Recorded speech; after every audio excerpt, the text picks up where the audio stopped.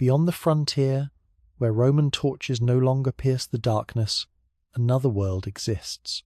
It is a world measured not in marble columns and paved roads, but in the cycles of moon and sun, in the rhythm of seasons, in the deep memory of bloodlines stretching back into mist and legend.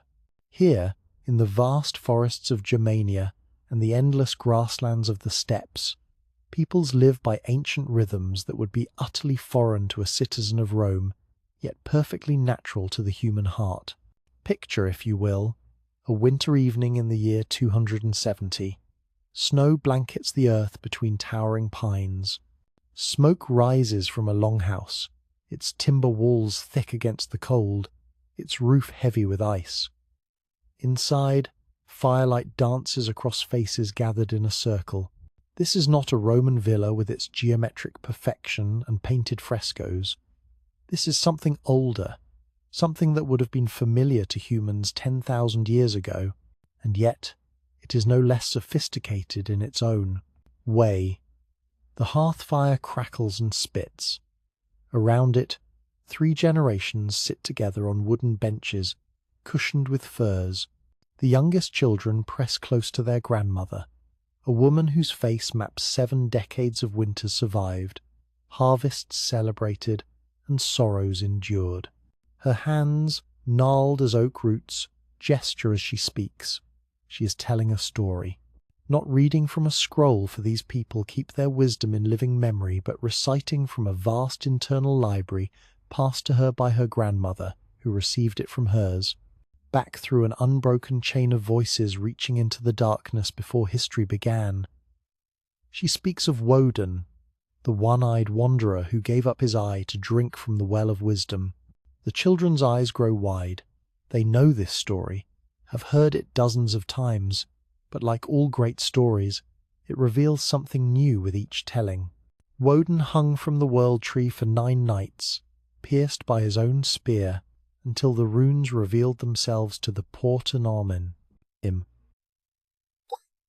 Knowledge, the grandmother explains, always demands sacrifice. The gods themselves paid dearly for what they know. Consider what is happening in this moment.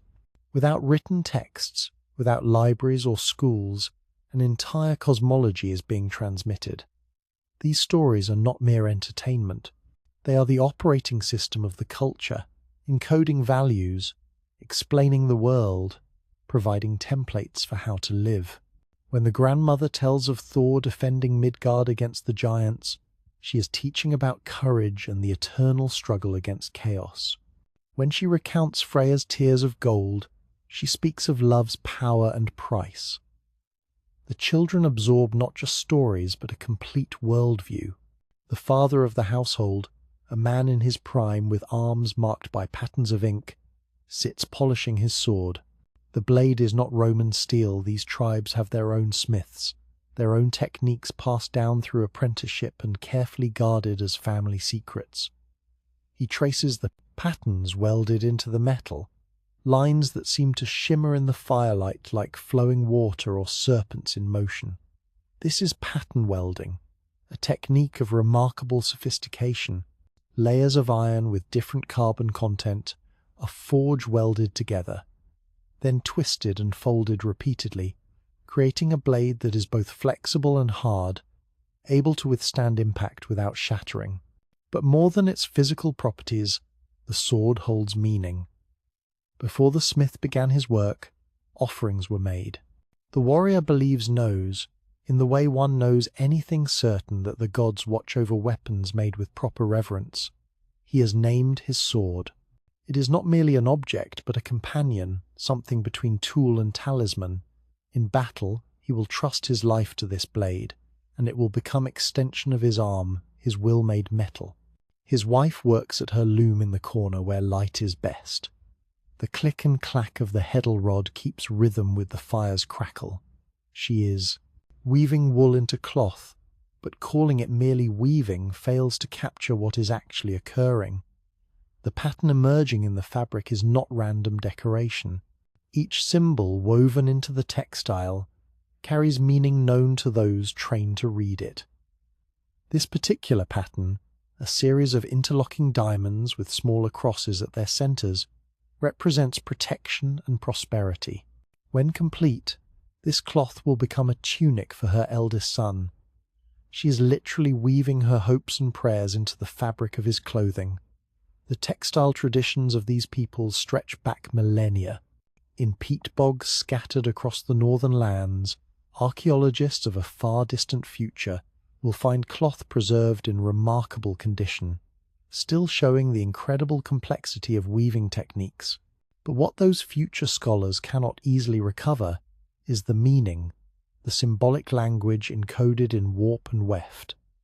The woman at her loom is simultaneously craftsperson, artist, and priestess, performing an act that is at once practical and sacred. Outside, the winter wind howls through the pines. In a Roman town, this would be the season of indoor entertainments, of reading by lamplight, of warm baths and heated floors. Here, winter is harder. Survival depends on preparation, on the stores of grain and dried meat laid up in autumn, on the tightness of the house's construction, on the warmth of furs and woven wool. And yet, there is richness here too. The stories told on long winter nights, the time for craft work, the intimacy of family pressed close together against the cold. Hardship and comfort are not opposites, but partners in the dance of life. Spring arrives slowly in these latitudes. The first signs are subtle, a slight softening of the air, a change in the light. But when the thaw truly begins, it transforms everything. Ice-locked rivers roar back to life. Meadows emerge from beneath the snow, tentatively at first, then with explosive vigor as wildflowers carpet the earth. And the people, who have lived in close quarters through the dark months, spill outward into movement and activity. This is when the tribes gather. Not all tribes, for that would be impossible. There are dozens of distinct peoples, each with their own dialect, their own variant customs, spread across territories larger than many Roman provinces. But local groups come together in sacred groves, places that have been meeting grounds for longer than anyone can remember. These are the holy places, where the boundary between human world and spirit world grows thin. The grove stands deep in the forest, where oaks of tremendous age spread their branches over clearings that seem to hold their breath. Moss softens the ground, streams murmur at the grove's edge, and here the priest performs his duties. He is an old man who has spent his entire life learning to read the signs, to interpret the will of the gods and spirits. His role is not like a Roman priest, performing rituals by rote from established texts. Rather, he must observe, must listen, must intuit meaning from the natural world. Watch him now as he releases birds and observes their flight. The way a raven circles before heading east, this has significance. The pattern of crows scattering from an oak, this too tells a story to those who know the language. To a Roman, this might seem like superstition, arbitrary interpretation of random events. But consider, these people have observed bird behavior for countless generations. They know patterns, anomalies, correlations between signs and outcomes. Whether one calls it divination or extremely sophisticated pattern recognition matters less than the fact that it works, in its way, providing guidance that helps communities make decisions in a world of uncertainty. The priests read omens, yes, but they also settle disputes, advise on planting times, preserve the genealogies of noble families, and maintain the calendar of sacred days. In a society without writing, they are living libraries. Their minds contain vast quantities of memorized laws, precedents, star lore, herb knowledge, and sacred poetry. Training to become a priest can take 20 years or more. The amount of information they carry in memory would astonish even learned Romans, with all their scrolls and books. When a young man reaches his 15th summer, he undergoes initiation into full membership of the community. The ceremony varies among different tribes, but certain elements recur. There is a period of separation from the community. The youth must go into the forest alone, fasting, seeking a vision or sign that will reveal his spirit guide or true name.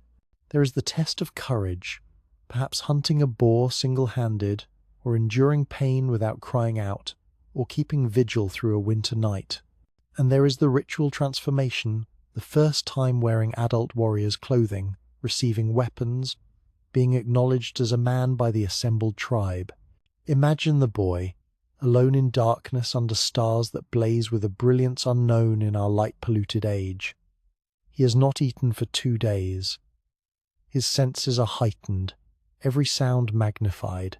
The forest seems alive with presence, the rustle of creatures moving through underbrush, the creak of trees in wind, the distant howl of wolves.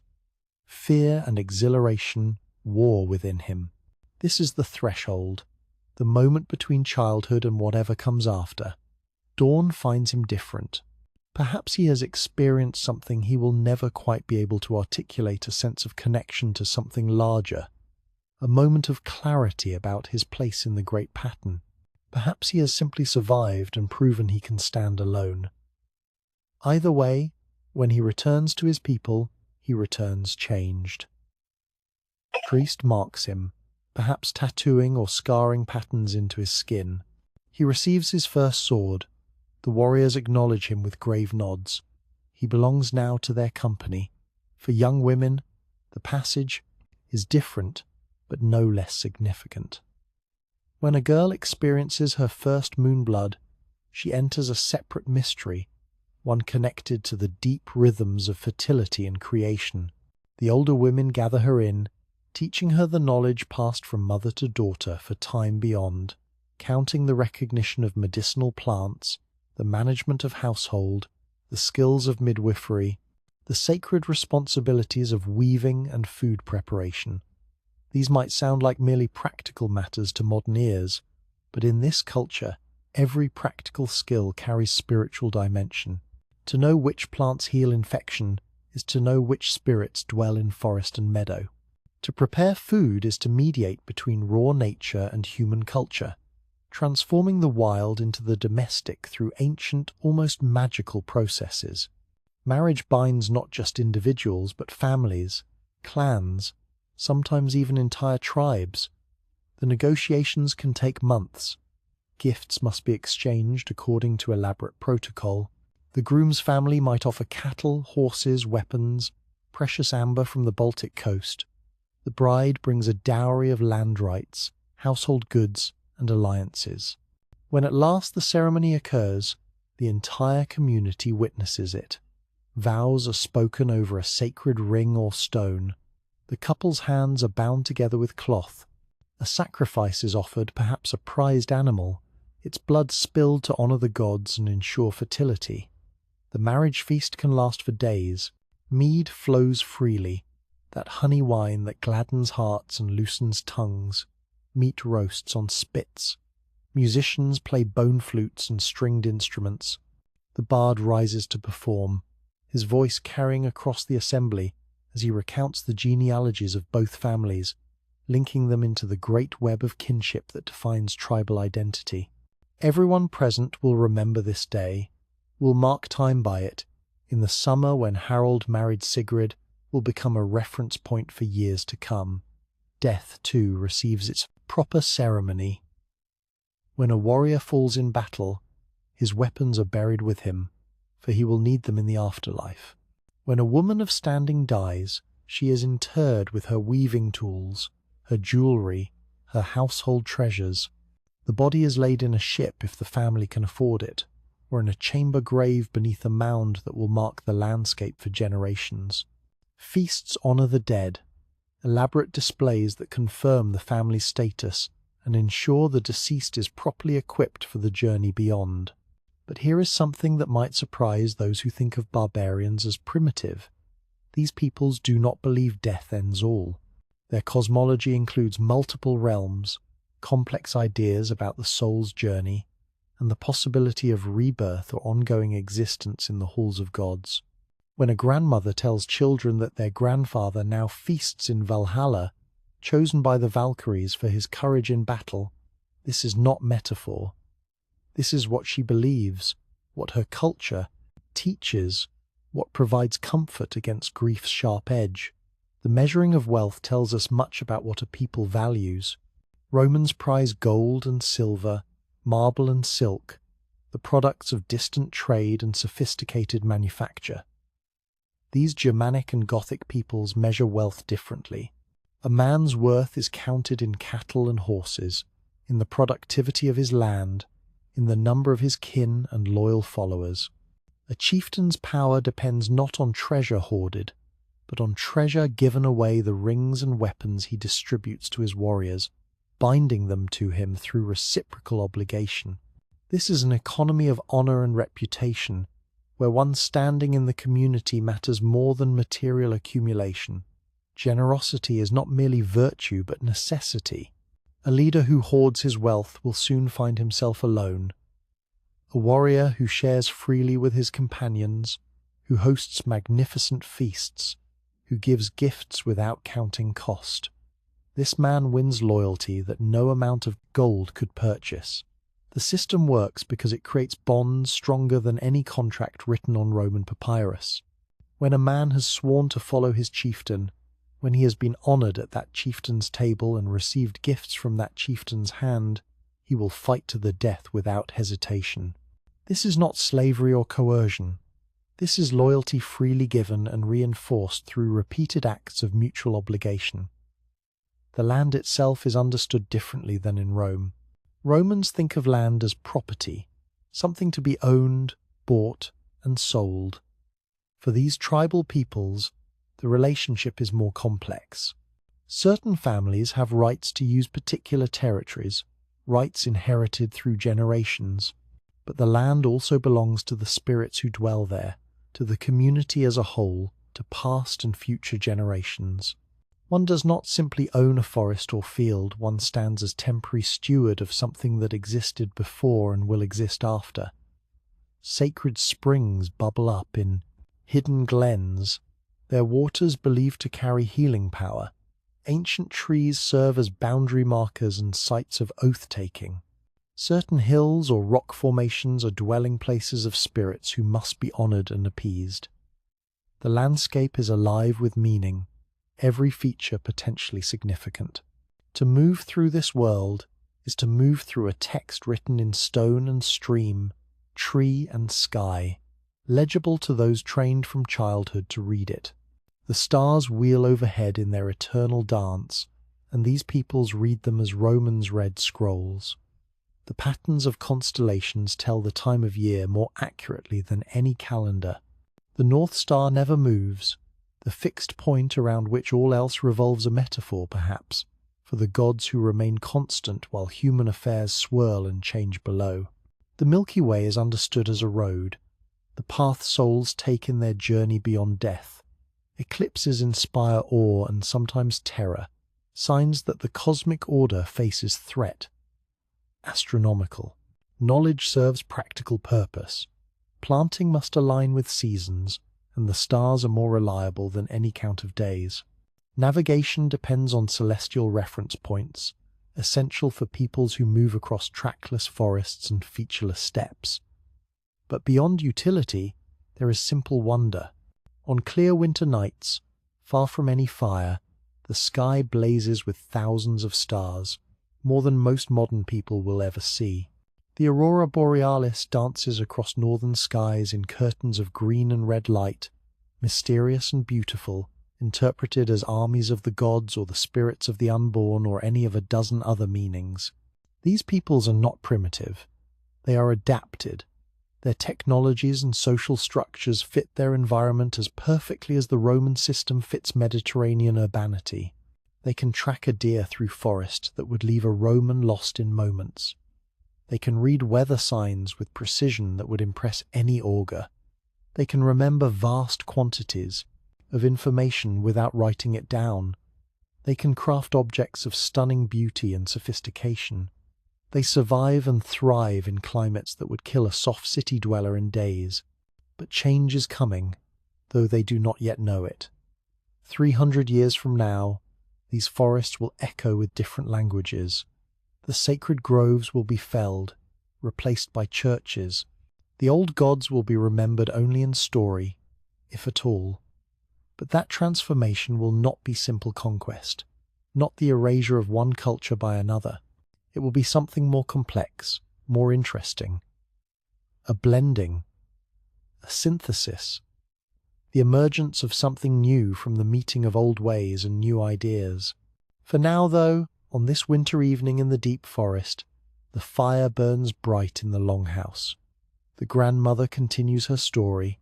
The warrior polishes his sword. The woman weaves her protective patterns.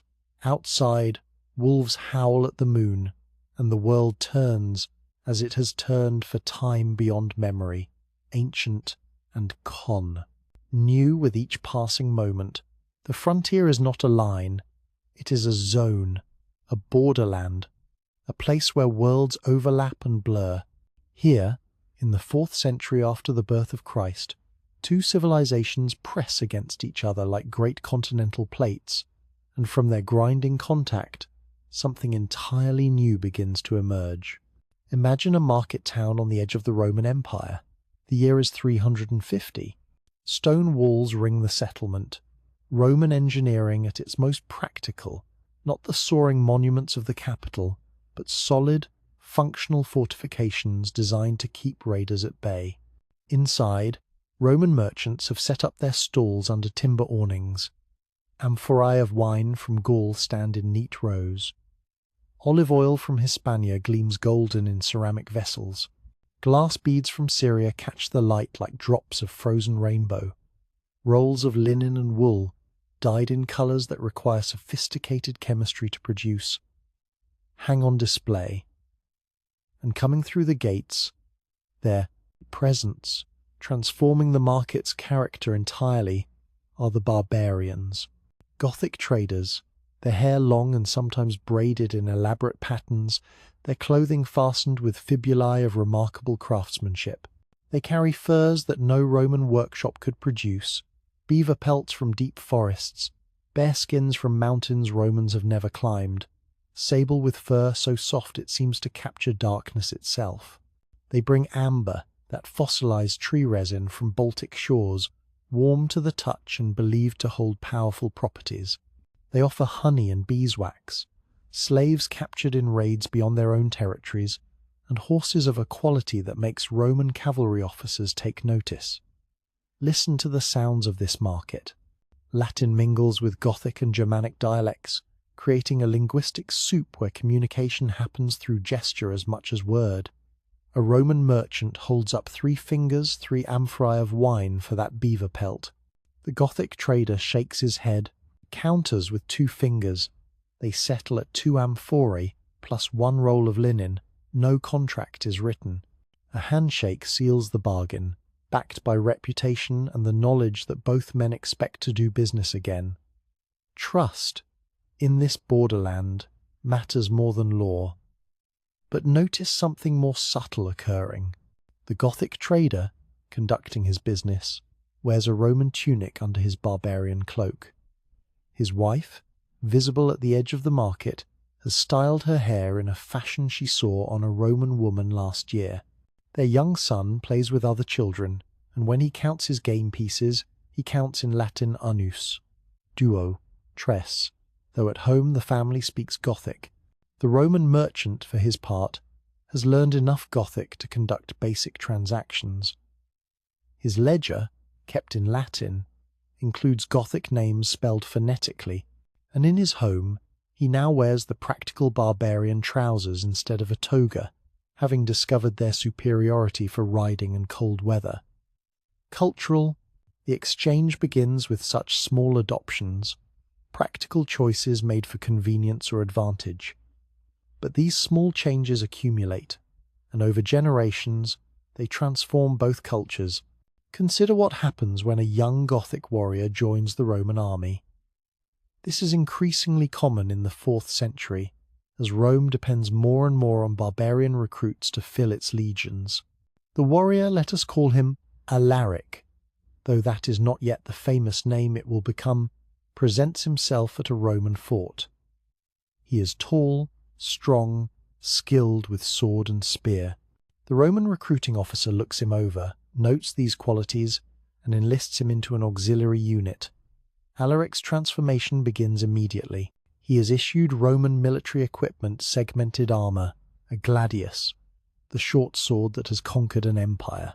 He learns Latin commands, Roman drill formations, the sophisticated logistics that allow Roman armies to campaign far from home. He discovers the Roman system of military camps, those perfect rectangles of ordered efficiency where everything has its place, so different from the more fluid arrangements of barbarian warbands. But Alaric brings gifts to Rome as well. His people's horsemanship far exceeds typical Roman cavalry skill. He knows how to track through forest, to read subtle signs of passage invisible to city-bred soldiers.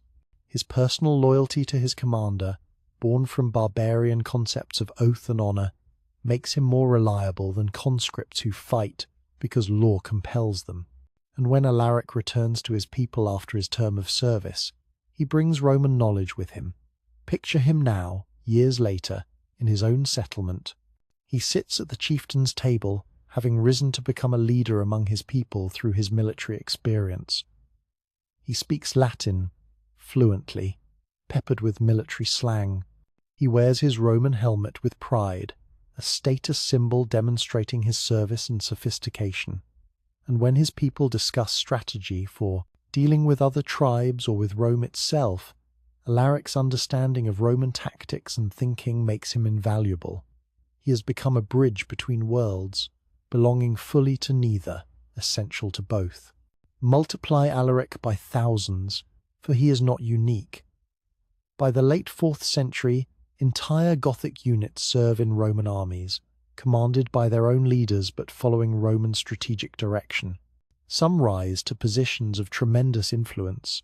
Stilicho, half Vandal and half Roman, becomes the most powerful man in the Western Empire, guardian of the young emperor, supreme commander of armies. His very existence demonstrates how porous the boundary between Roman and barbarian has become.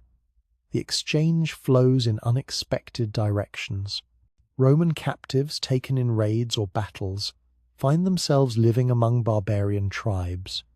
Initially, this seems like disaster, the ultimate fall from civilized life into primitive chaos. But the reality proves more complex and interesting. A Roman craftsman captured by Goths discovers that his skills make him valuable. He is not killed or permanently enslaved, but rather integrated into the community. He teaches his captors Roman techniques, better pottery, improved metalworking, and literacy itself. One such Roman, a man educated enough to read and write, finds himself tutoring a Gothic chieftain's children. The chieftain wants his sons to understand Roman ways, to be able to negotiate with Roman officials, perhaps even to serve in Roman armies as officers. The tutor teaches them Latin grammar, Roman history, the basics of Christian theology, but the education flows both ways. The Roman learns Gothic, comes to understand their legal customs, their poetry, their surprisingly sophisticated concepts of honor and social obligation. When, years later, this Roman is offered the chance to return to the empire, he chooses to remain. He has built a life here, married a Gothic woman, fathered children who belong to both worlds and exclusively to neither. Christianity spreads through these hybrid spaces, carried not primarily by formal missions, but through personal relationships and cultural exchange. Gothic warriors serving in Roman armies encounter Christianity in garrison churches. Roman captives speak of their faith to curious barbarians. And then comes Ulfilas, born around the year 311, a man who perfectly embodies the blending of cultures. Ulfilas is himself of mixed ancestry, Gothic on his father's side, Roman on his mother's, descended from Christians captured in raids generations earlier. He grows up speaking both languages, comfortable in both cultures, and becomes convinced that Christianity offers something valuable to his people. But there is a problem. The Goths have no written language. How can they access Christian scriptures? How can their priests study theology? Watch Ulfilas solve this problem with breathtaking creativity. He invents an alphabet, drawing on Greek letters, Latin characters, and even some runic symbols. He creates a writing system specifically designed for the Gothic language. The achievement is remarkable, not merely copying an existing alphabet, but designing something new, something that captures the sounds and structures of a language never before written. With his new alphabet, Ulfilas begins translating the Bible into Gothic. This is painstaking work, done letter by letter, word by word, requiring not just linguistic skill but deep understanding of theology to ensure meanings are preserved. The translation he produces is not merely functional but beautiful, finding Gothic expressions that capture the poetry and power of biblical texts. When Gothic converts hear scripture in their own language for the first time, the experience proves transformative. But Ulfilas makes a deliberate choice that reveals much about his understanding of his people. He translates most of the Old Testament, the Gospels, the Epistles, but he omits the books of Kings. His reasoning is practical and perceptive. The Goths, he explains, are already too fond of warfare. They do not need more stories glorifying military conquest and kingly violence. This editorial decision demonstrates sophisticated cultural awareness, the ability to think about how texts might be received and used in a specific context. Through Ulfilas's work, Gothic Christianity begins to flourish. Churches appear in Gothic settlements, timber structures that blend Roman basilica concepts with native architectural traditions. Gothic priests, trained in the new alphabet, conduct services in their own language. The religion takes root not as a foreign imposition, but as something that belongs to Gothic culture, expressed in Gothic terms. However, the Christianity adopted by many Goths is Arian Christianity, which teaches that Christ, though divine, is subordinate to God the Father, a position that most Roman Christians consider heretical. This theological difference will have profound consequences, creating divisions that persist for generations. But in the 4th century, as Arianism spreads among Gothic peoples, it seems less like heresy and more like their version of Christianity, distinct from Roman Catholic practice, just as their language and customs are distinct. The frontier markets grow larger and more permanent as the century progresses. What began as occasional trading encounters becomes regular commerce. Barbarian peoples develop a taste for Roman luxuries. Wine, once an exotic curiosity, becomes something chieftains offer at feasts to demonstrate their wealth and sophistication. Olive oil replaces animal fats in high-status households. Roman coins begin to circulate even in territories far beyond Roman control, valued not just for their metal content, but as symbols of participation in a wider economic system. Romans, meanwhile, become dependent on barbarian goods. Furs are not mere luxury but necessity for troops stationed in cold northern provinces. The horses from barbarian territories prove superior to native Roman breeds for cavalry warfare. Amber remains in constant demand for jewelry and decorative arts. The relationship becomes symbiotic, each civilization needing what the other provides. Into this dynamic borderland comes another force, one that will reshape everything pressure from the east. Beyond the Gothic territories, beyond the lands Rome knows even vaguely, peoples are in motion. The Huns, arriving from the Asiatic steppes with their devastating cavalry tactics and composite bows, push against the Gothic kingdoms.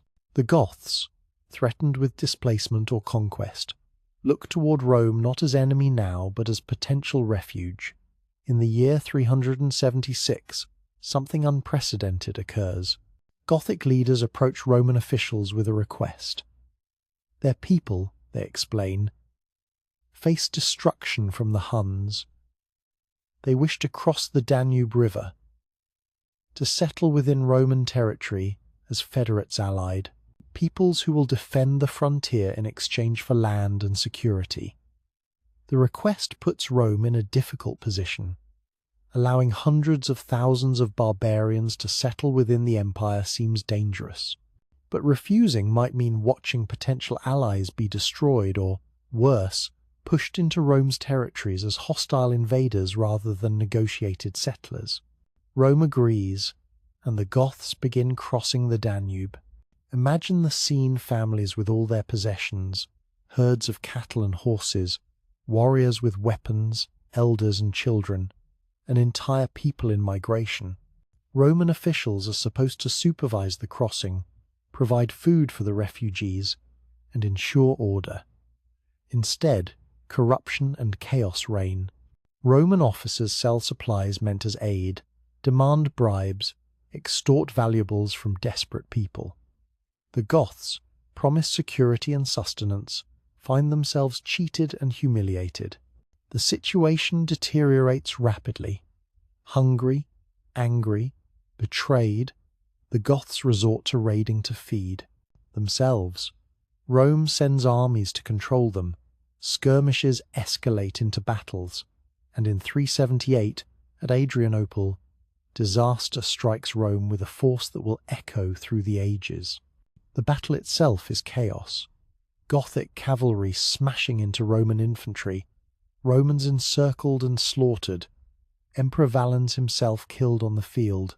2/3 of the Eastern Roman army is destroyed in a single afternoon. The defeat shocks the empire to its foundations. Rome's invincible legions have been decisively beaten by barbarian warriors. The psychological impact rivals the military disaster. But here is what makes this moment so significant for cultural exchange. The defeat does not lead to Gothic conquest and Roman annihilation. Instead, it forces a new kind of relationship. Rome must now negotiate with Gothic peoples as near equals, rather than as conquered subjects or distant barbarians. The Goths, meanwhile, having defeated Rome in battle, discover they cannot simply take what they want. Rome is too vast, too complex, too resilient to be destroyed even by catastrophic military defeat. A new arrangement emerges. Goths will settle within Roman territory, not as conquered peoples, but as federates with considerable autonomy. They will keep their own leaders, their own laws for internal affairs, their own military structure. In exchange, they will fight for Rome against other threats. It is not quite alliance, not quite subjugation, something novel, a hybrid political arrangement matching the hybrid cultural reality already developing in the borderlands. Gothic settlements appear within the empire, entire communities maintaining their language and customs while living under nominal Roman authority. A Gothic child growing up in such a settlement experiences a remarkable duality. At home, elders tell traditional stories and speak Gothic, but the community exists within a Roman province, uses Roman roads, trades in Roman markets. The child learns both languages, naturally, grows up understanding that identity need not be single or simple. By the end of the 4th century and into the 5th, the empire hosts multiple barbarian peoples as federates: Goths, Vandals, Alans, Burgundians, and others. Each group maintains distinct identity while engaging with Roman civilization. Cities that once would have seemed unimaginably exotic to barbarians become familiar. Romans, who once viewed all barbarians as identical savages, learn to distinguish Goth from Frank, Vandal from Suev. The cultural blending accelerates in unexpected ways. Fashion provides a telling example. Roman men begin wearing trousers, that practical barbarian garment so much more suitable than togas for active life. Barbarian women adopt Roman styles of jewelry and hair ornament. Dining practices mix Romans develop taste for barbarian fermented beverages, while barbarians learn to appreciate Roman cuisine's sophistication. Housing styles blend timber construction techniques with Roman concepts of interior space. Language evolves most dramatically. In borderland regions, a Creole emerges, neither pure Latin nor pure Gothic, but a functional hybrid allowing communication across cultural lines. Words cross linguistic boundaries. Latin adopts Gothic terms for concepts and objects Romans encounter through barbarian contact. Gothic vocabulary expands to include Latin words for Roman technologies and institutions that have no Gothic equivalents.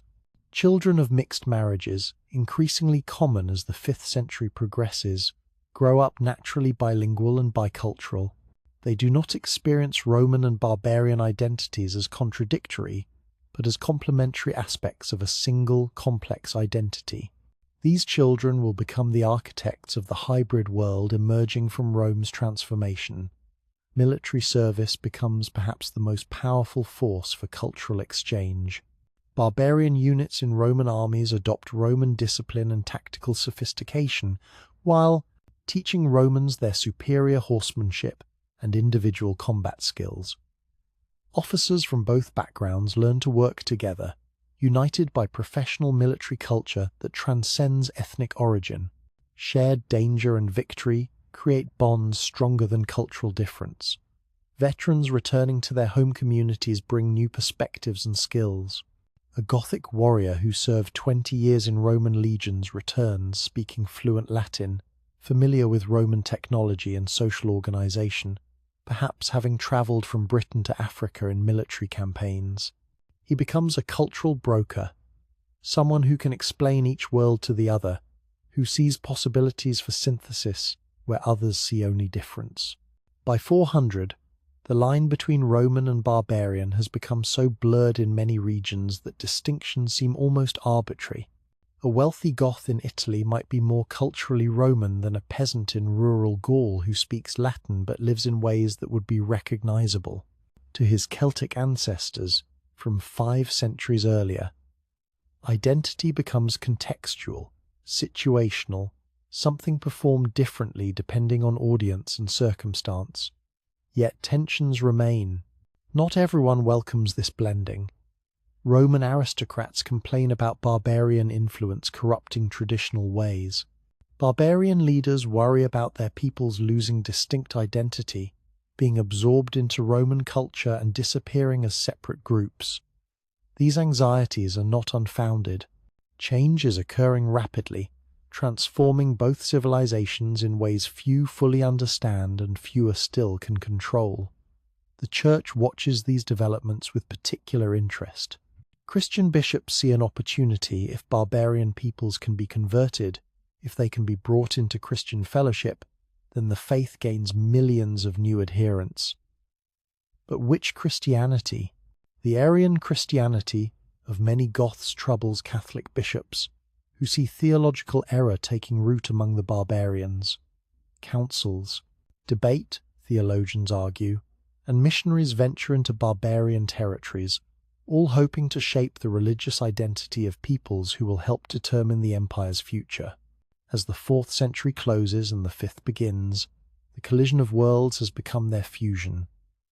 Neither Roman nor barbarian civilization will emerge unchanged. Both are being remade, transformed through contact and exchange into something neither group could have predicted or perhaps intended. The process is messy, contested, sometimes violent, but also creative and generative. Stand at the frontier now, in the year 400, and try to predict what comes next. The old certainties, Rome eternal, barbarians outside, have dissolved. The future belongs to hybrid peoples, mixed cultures, new forms of political and social organization. From the collision of worlds, a medieval Europe is being born, carrying forward elements of both parent civilizations into a synthesis that will define a millennium. The year is 510. The Western Roman Empire, that ancient colossus that dominated the Mediterranean world for half a millennium, has officially ceased to exist.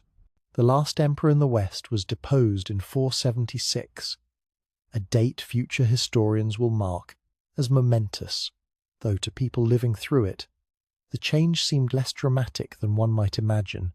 Rome did not fall in a day.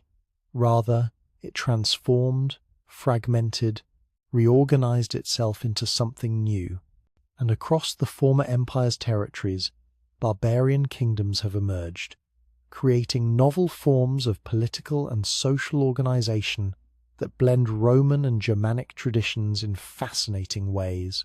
Consider Italy, heartland of the old empire, now ruled by the Ostrogoths under their remarkable king Theodoric. If you could walk the streets of Ravenna, Theodoric's capital, you would witness something unprecedented in human history: two distinct civilizations attempting to coexist within a single political framework, neither fully conquering nor being conquered by the other. The morning light illuminates the palace complex.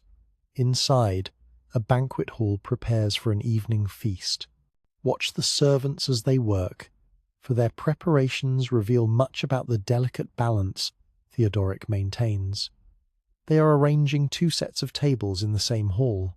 On one side, low Roman-style couches where guests will recline in the ancient manner, reaching for food from tables positioned for that purpose.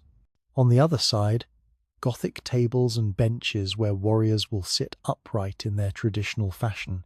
The same feast, the same room, but two different ways of experiencing it side by side, separate yet together. Evening arrives, and guests begin entering. Roman senators come first, dressed in togas that would have been familiar to Cicero 8 centuries earlier. They have maintained the ancient styles, the old dignities, clinging to forms even as substance shifts beneath them. Their Latin is the classical, the language of Virgil and Horace, carefully preserved, somewhat archaic already compared to the evolving vernacular spoken in streets and markets. They carry themselves with the studied gravitas of men whose ancestors ruled the world, even though their own power now depends on Gothic sufferance. The Gothic warriors enter next, and the contrast is striking.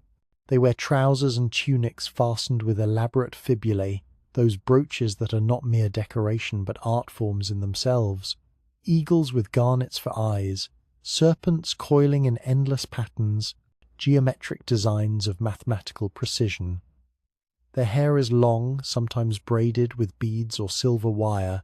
They carry themselves with the easy confidence of conquerors, yet there is respect in how they greet the Roman guests, recognition that these people possess something valuable: learning, administrative skill, connection to a glorious past.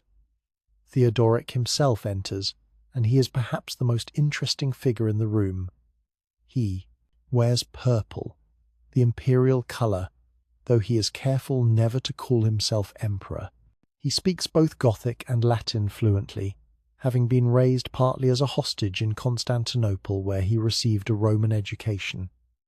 He understands Roman law, Greek philosophy, Christian theology, yet he also knows the Gothic oral traditions, the warrior codes, the tribal bonds that make his people who they are.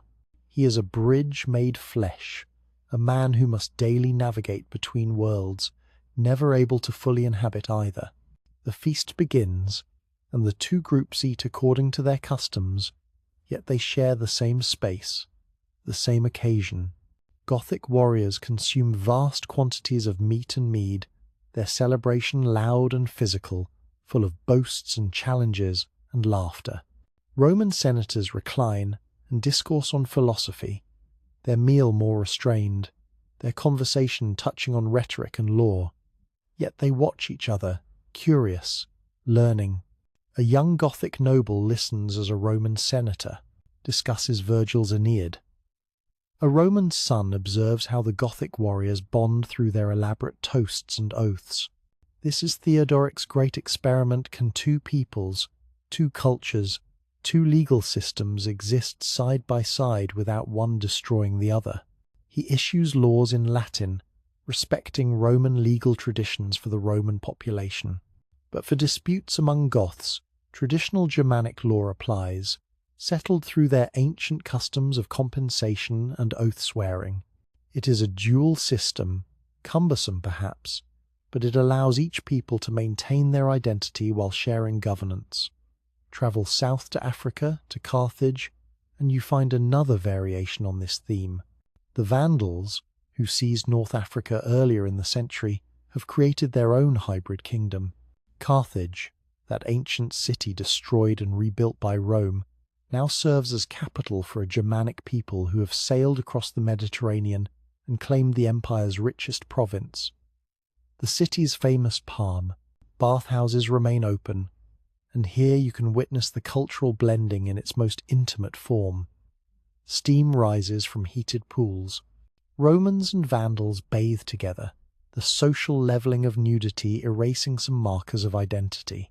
They share the scraping of oil and dirt from skin, the movement from hot to cold pools, the massage tables where tensions ease from muscles strained by the day's labour. Bathing culture, that most Roman of customs, has been adopted wholesale by Vandal conquerors who discovered its pleasures and saw no reason to abandon such civilized comfort. In the city's hippodrome, crowds gather for chariot races, blues against greens, those ancient factions whose rivalry sometimes sparks riots. The crowd is mixed, Vandals and Romans cheering together, united in their passion for the sport. A Vandal lord owns a stable of racing horses.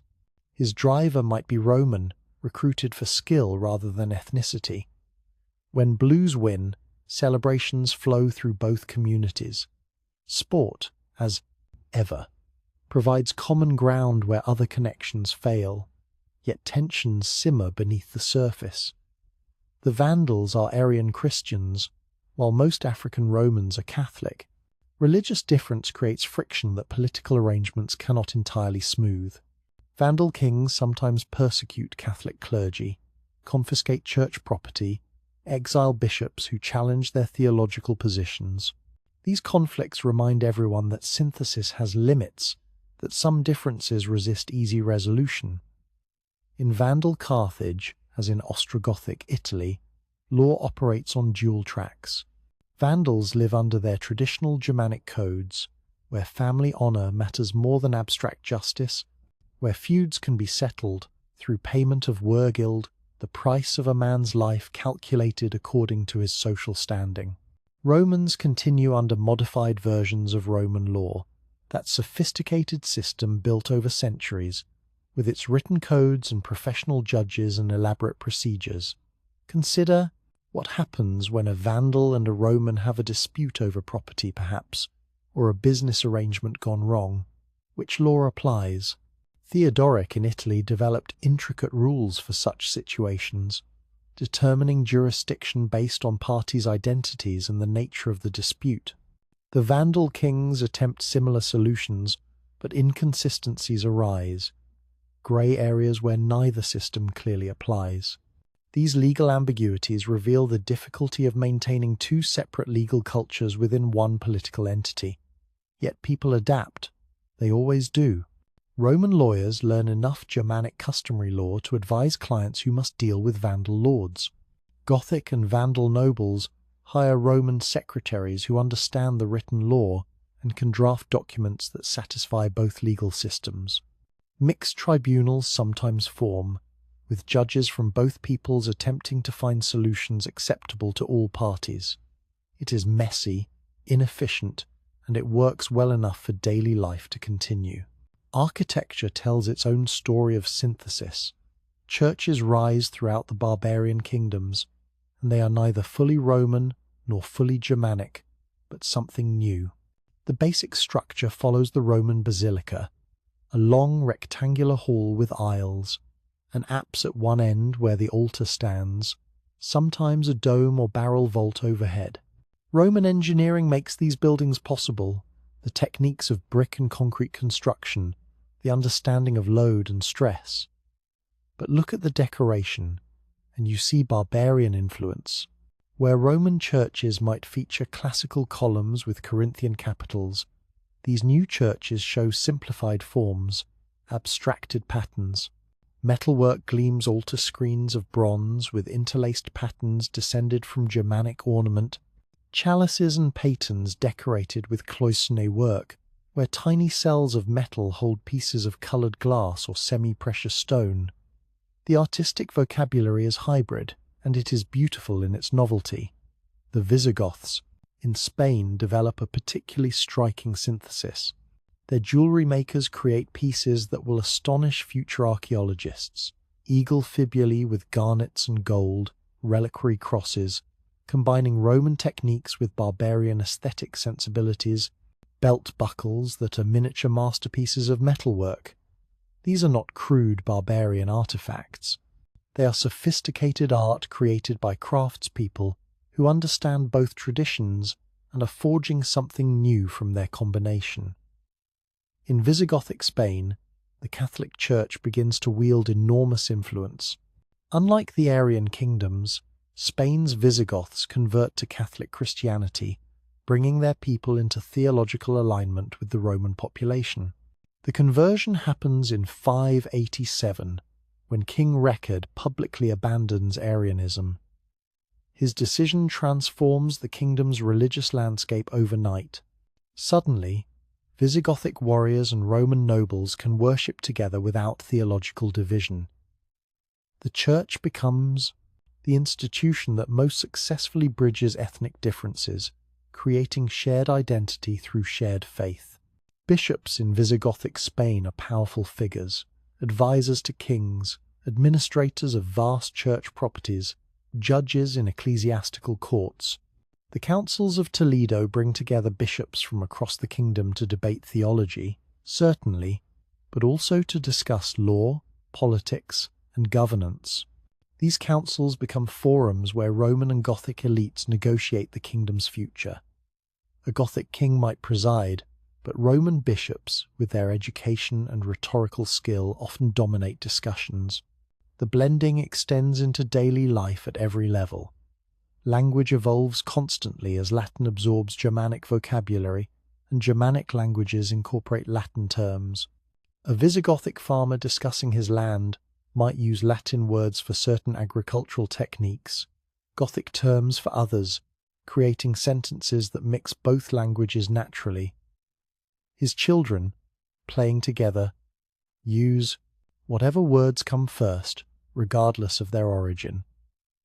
The linguistic boundaries are breaking down through sheer practical necessity. Women's roles shift in interesting ways during this period.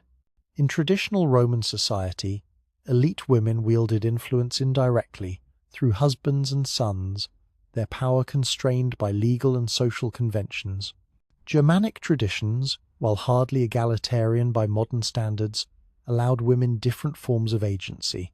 Germanic queens and noble women could own property independently, lead religious foundations, even occasionally participate in political councils. Amalasuntha, daughter of Theodoric, provides a remarkable example. When her father dies in 526, she becomes regent for her young son, effectively ruling Ostrogothic Italy. She is educated in both Roman and Gothic traditions, speaks multiple languages, understands law and diplomacy. For a time, she governs successfully, maintaining her father's careful balance between Roman, Gothic populations. Though her reign ends tragically, she is eventually murdered by rivals. Her very existence as a female ruler demonstrates how barbarian kingdoms could create space for women's political power in ways the old Roman system rarely allowed. Mixed marriages become increasingly common by the mid-6th century. A Gothic warrior might marry a Roman woman from a senatorial family, their union binding two powerful clans across ethnic lines.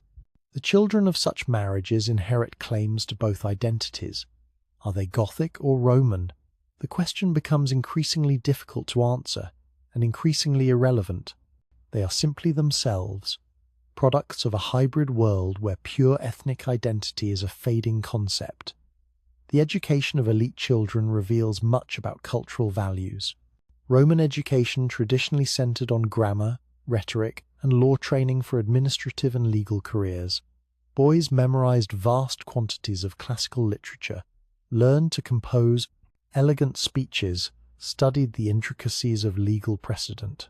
Germanic education emphasized different skills, horsemanship, weapons training, the oral traditions of heroic poetry, the bonds of warrior fellowship. In the barbarian kingdoms, elite education combines both traditions. A young Gothic noble might spend mornings in weapons practice, learning sword technique and cavalry tactics from experienced warriors. His afternoons might be devoted to Latin lessons with a Roman tutor, studying Virgil and Cicero, learning to write in the ornate script used for official documents. He grows up bilingual, bicultural, equally comfortable in the feast hall listening to epic poetry and in the scriptorium reading Christian theology.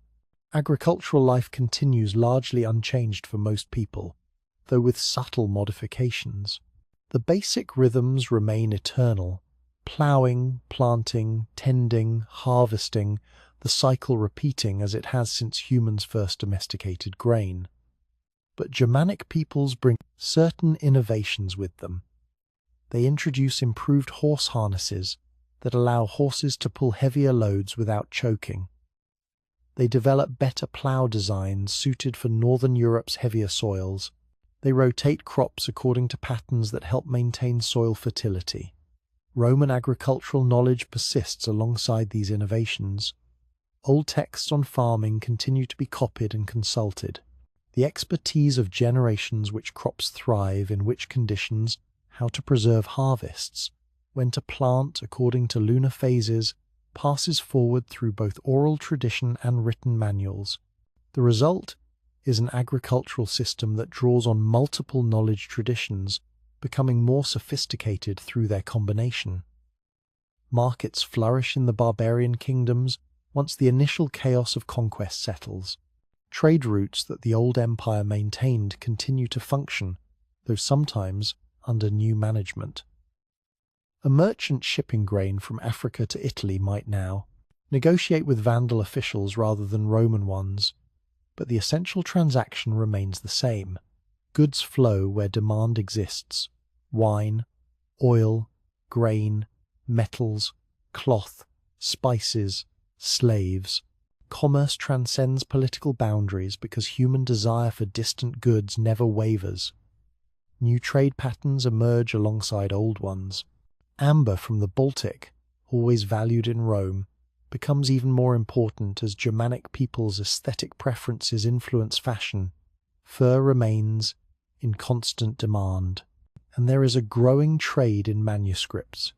Christian texts, particularly as churches and monasteries throughout the kingdoms build libraries and need copies of scripture, theological works, and liturgical books. The monasteries themselves become crucial institutions during this period. They serve as centers of learning where Roman literacy survives and spreads. Monks copy ancient texts, preserving works that might otherwise be lost. They teach reading and writing to students from both Roman and barbarian backgrounds. Monastery libraries accumulate knowledge, not just religious texts, but agricultural treatises, medical manuals, historical chronicles, and grammatical studies. Some monasteries follow the rule of Benedict, a set of guidelines for monastic life developed in the early 6th century. Benedict's rule emphasizes stability, obedience, and manual labor alongside prayer and study. It creates a structured life that appeals to both Roman and Germanic sensibilities. Roman appreciation for order and law, Germanic respect for discipline and loyalty.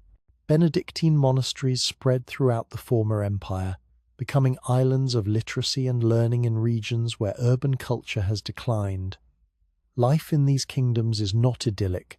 Violence remains common. Succession disputes regularly lead to civil wars, as rival claimants fight for thrones. Powerful nobles scheme against each other, and sometimes against kings.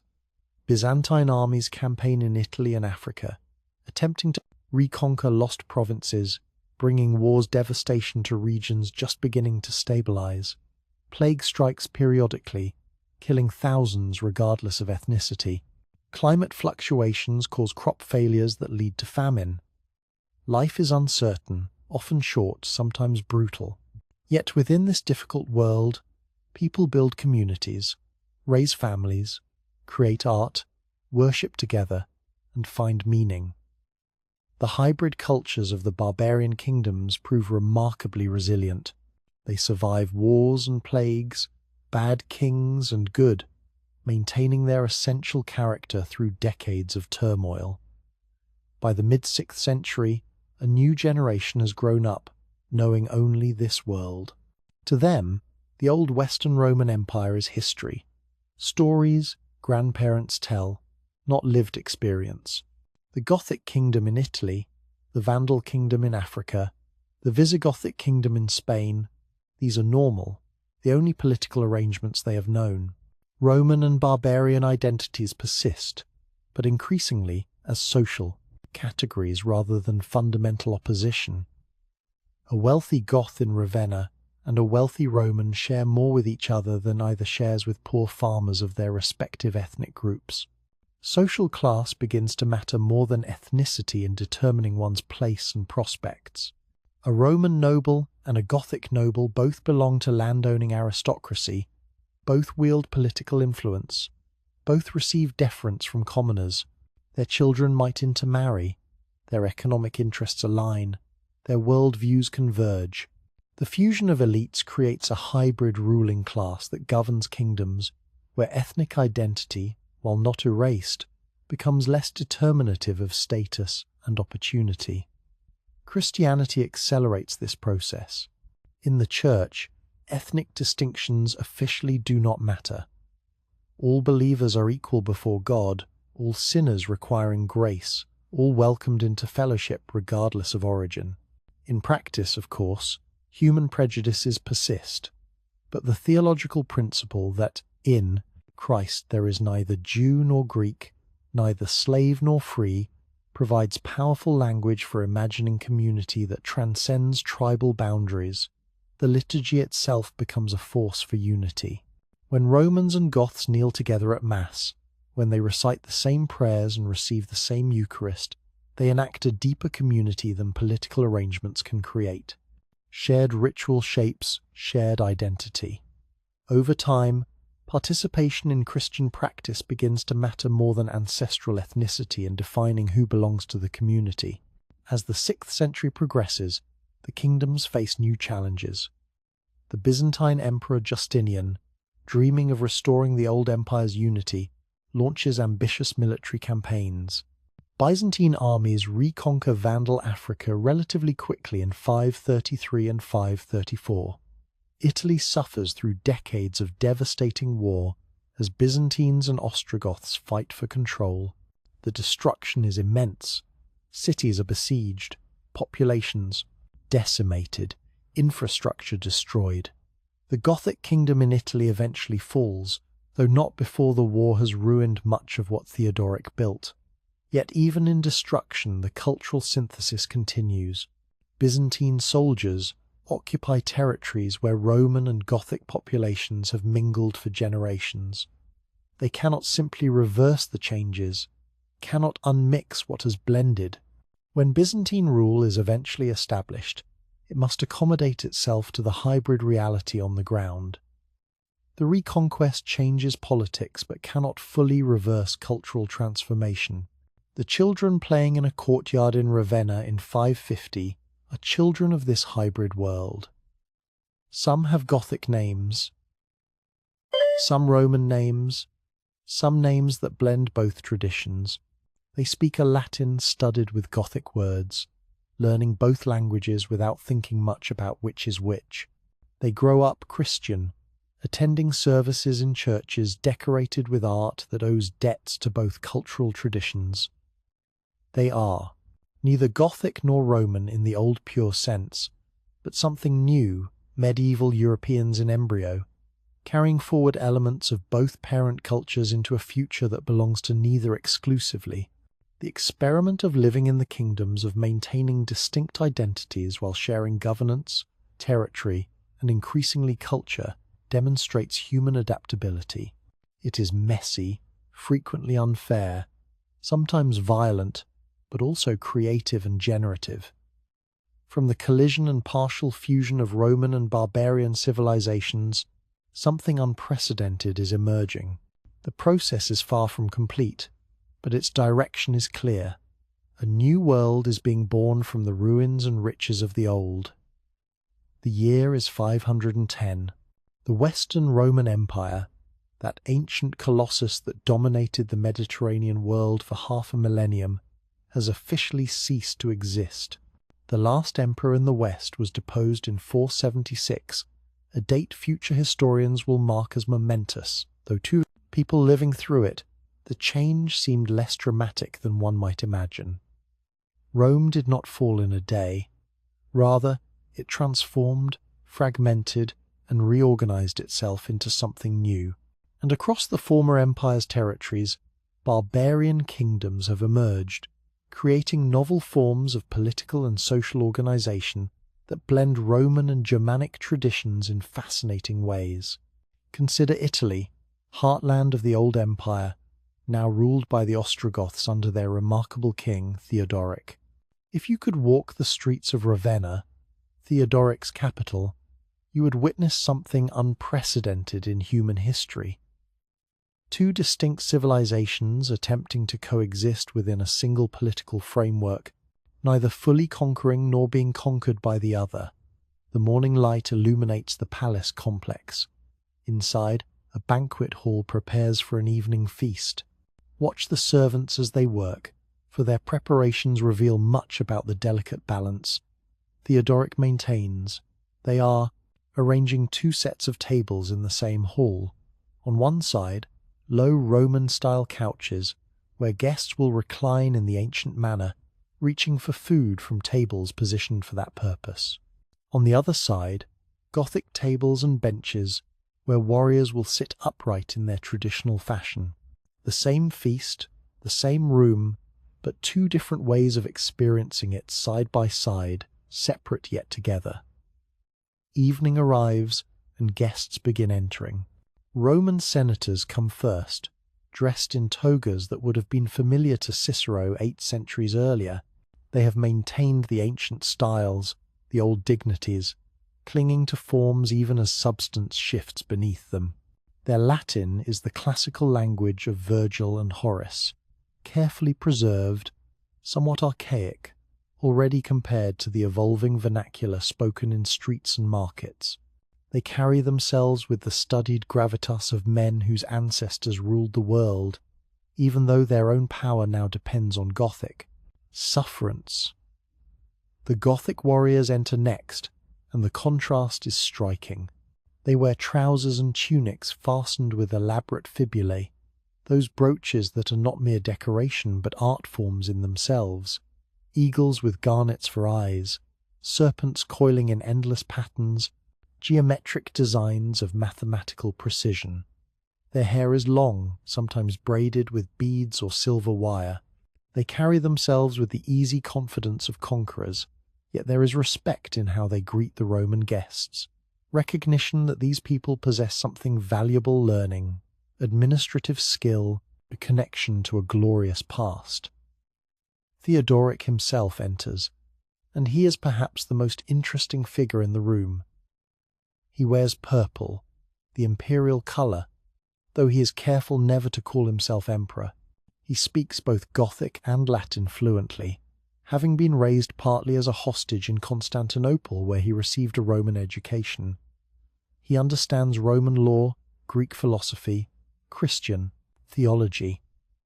Yet he also knows the Gothic oral traditions, the warrior codes, the tribal bonds that make his people who they are. He is a bridge made flesh, a man who must daily navigate between worlds, never able to fully inhabit either. The feast begins, and the two groups eat according to their customs, yet they share the same space, the same occasion. Gothic warriors consume vast quantities of meat and mead, their celebration loud and physical, full of boasts and challenges and laughter. Roman senators recline and discourse on philosophy, their meal more restrained, their conversation touching on rhetoric and law, yet they watch each other, curious, learning. A young Gothic noble listens as a Roman senator discusses Virgil's Aeneid. A Roman son observes how the Gothic warriors bond through their elaborate toasts and oaths. This is Theodoric's great experiment. Can two peoples, two cultures, two legal systems exist side by side without one destroying the other? He issues laws in Latin, respecting Roman legal traditions for the Roman population. But for disputes among Goths, traditional Germanic law applies, settled through their ancient customs of compensation and oath-swearing. It is a dual system, cumbersome perhaps, but it allows each people to maintain their identity while sharing governance. Travel south to Africa, to Carthage, and you find another variation on this theme. The Vandals, who seized North Africa earlier in the century, have created their own hybrid kingdom. Carthage, that ancient city destroyed and rebuilt by Rome, now serves as capital for a Germanic people who have sailed across the Mediterranean and claimed the empire's richest province. The city's famous bathhouses remain open, and here you can witness the cultural blending in its most intimate form. Steam rises from heated pools. Romans and Vandals bathe together, the social levelling of nudity erasing some markers of identity. They share the scraping of oil and dirt from skin, the movement from hot to cold pools, the massage tables where tensions ease from muscles strained by the day's labour.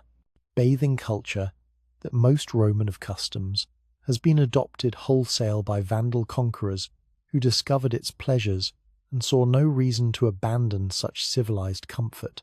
In the city's hippodrome, crowds gather for chariot races, blues against greens, those ancient factions whose rivalry sometimes sparks riots. The crowd is mixed, Vandals and Romans cheering together, united in their passion for the sport. A Vandal lord owns a stable of racing horses. His driver might be Roman, recruited for skill rather than ethnicity. When blues win, celebrations flow through both communities. Sport, as ever, provides common ground where other connections fail. Yet tensions simmer beneath the surface. The Vandals are Arian Christians, while most African Romans are Catholic. Religious difference creates friction that political arrangements cannot entirely smooth. Vandal kings sometimes persecute Catholic clergy, confiscate church property, exile bishops who challenge their theological positions. These conflicts remind everyone that synthesis has limits, that some differences resist easy resolution. In Vandal Carthage, as in Ostrogothic Italy, law operates on dual tracks. Vandals live under their traditional Germanic codes, where family honour matters more than abstract justice, where feuds can be settled through payment of wergild, the price of a man's life calculated according to his social standing. Romans continue under modified versions of Roman law, that sophisticated system built over centuries, with its written codes and professional judges and elaborate procedures. Consider what happens when a Vandal and a Roman have a dispute over property, perhaps, or a business arrangement gone wrong. Which law applies? Theodoric in Italy developed intricate rules for such situations, determining jurisdiction based on parties' identities and the nature of the party. Dispute.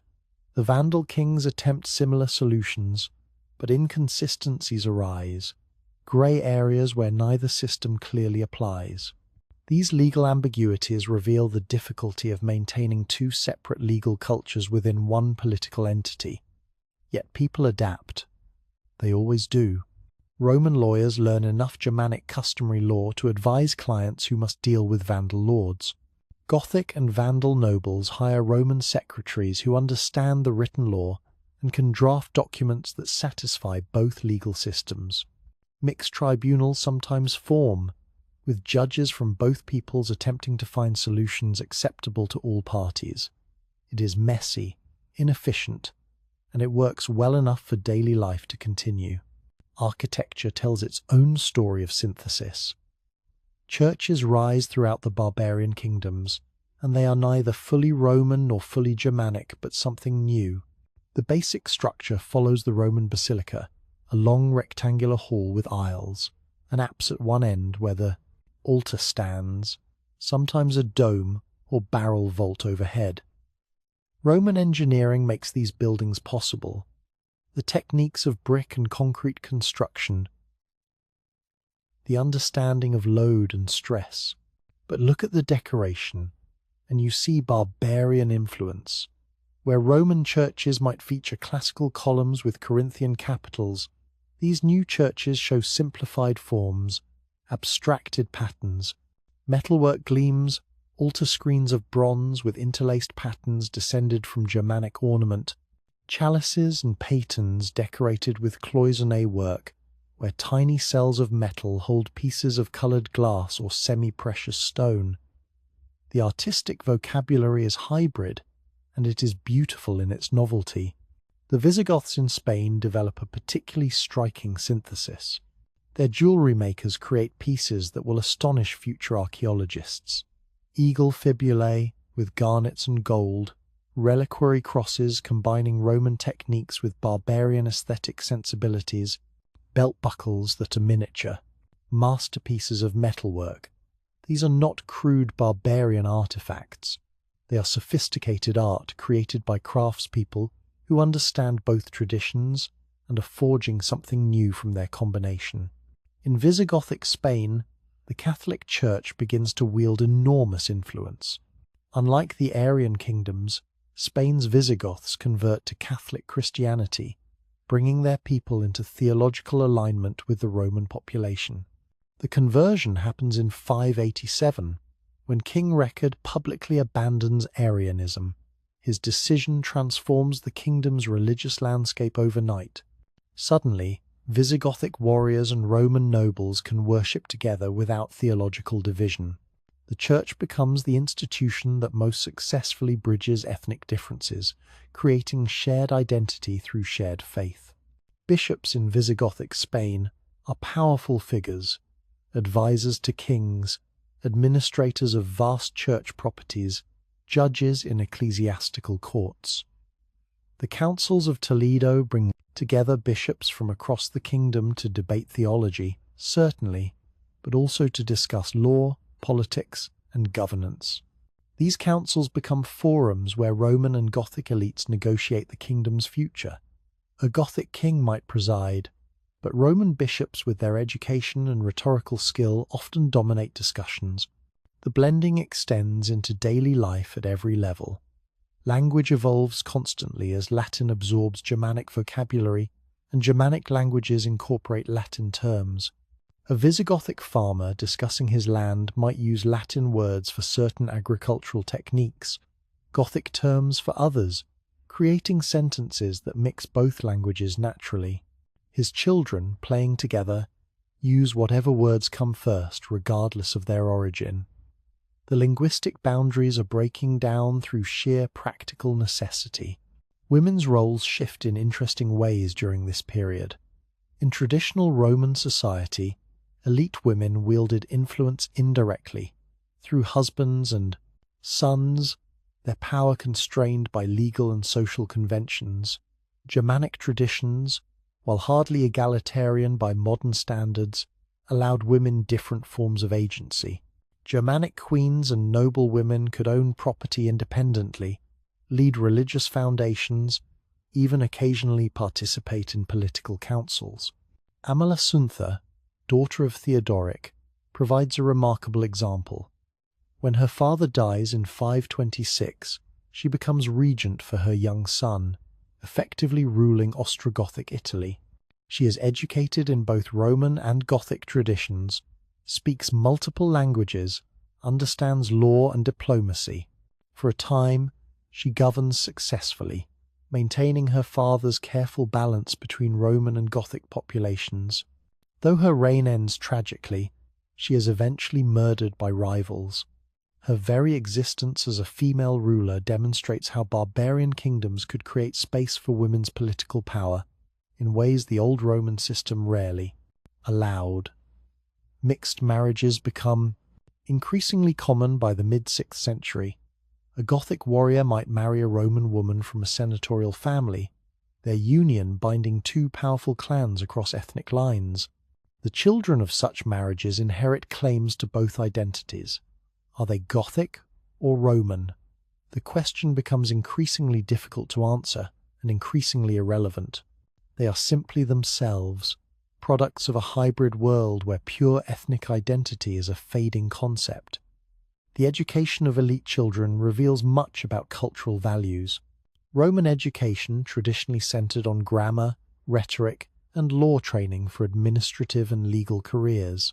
Boys memorized vast quantities of classical literature, learned to compose elegant speeches, studied the intricacies of legal precedent. Germanic education emphasized different skills: horsemanship, weapons training, the oral traditions of heroic poetry, the bonds of warrior fellowship. In the barbarian kingdoms, elite education combines both traditions. A young Gothic noble might spend mornings in weapons practice, learning sword technique and cavalry tactics from experienced warriors. His afternoons might be devoted to Latin lessons with a Roman tutor, studying Virgil and Cicero, learning to write in the ornate script used for official documents. He grows up bilingual, bicultural, equally comfortable in the feast hall listening to epic poetry and in the scriptorium reading Christian theology. Agricultural life continues largely unchanged for most people, though with subtle modifications. The basic rhythms remain eternal: ploughing, planting, tending, harvesting, the cycle repeating, as it has since humans first domesticated grain. But Germanic peoples bring certain innovations with them. They introduce improved horse harnesses that allow horses to pull heavier loads without choking. They develop better plough designs suited for Northern Europe's heavier soils. They rotate crops according to patterns that help maintain soil fertility. Roman agricultural knowledge persists alongside these innovations. Old texts on farming continue to be copied and consulted. The expertise of generations: which crops thrive, in which conditions, how to preserve harvests, when to plant according to lunar phases, passes forward through both oral tradition and written manuals. The result is an agricultural system that draws on multiple knowledge traditions, becoming more sophisticated through their combination. Markets flourish in the barbarian kingdoms once the initial chaos of conquest settles. Trade routes that the old empire maintained continue to function, though sometimes under new management. A merchant shipping grain from Africa to Italy might now negotiate with Vandal officials rather than Roman ones, but the essential transaction remains the same. Goods flow where demand exists: wine, oil, grain, metals, cloth, spices, slaves. Commerce transcends political boundaries because human desire for distant goods never wavers.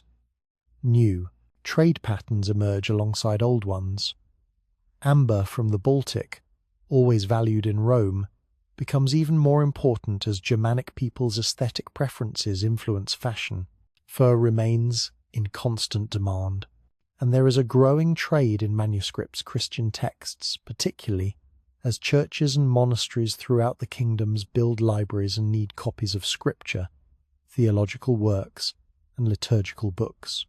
The monasteries themselves become crucial institutions during this period. They serve as centers of learning where Roman literacy survives and spreads. Monks copy ancient texts, preserving works that might otherwise be lost. They teach reading and writing to students from both Roman and barbarian backgrounds. Monastery libraries accumulate knowledge, not just religious texts, but agricultural treatises, medical manuals, historical chronicles, and grammatical studies. Some monasteries follow the rule of Benedict, a set of guidelines for monastic life developed in the early 6th century. Benedict's rule emphasizes stability, obedience, and manual labor alongside prayer and study. It creates a structured life that appeals to both Roman and Germanic sensibilities. Roman appreciation for order and law, Germanic respect for discipline and loyalty. Benedictine monasteries spread throughout the former empire, becoming islands of literacy and learning in regions where urban culture has declined. Life in these kingdoms is not idyllic. Violence remains common. Succession disputes regularly lead to civil wars as rival claimants fight for thrones. Powerful nobles scheme against each other, and sometimes against kings. Byzantine armies campaign in Italy and Africa, attempting to reconquer lost provinces, bringing war's devastation to regions just beginning to stabilize. Plague strikes periodically, killing thousands regardless of ethnicity.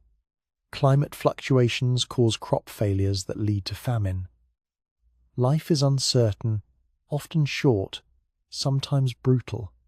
Yet, within this difficult world, people build communities, raise families, create art, worship together, and find meaning. The hybrid cultures of the barbarian kingdoms prove remarkably resilient.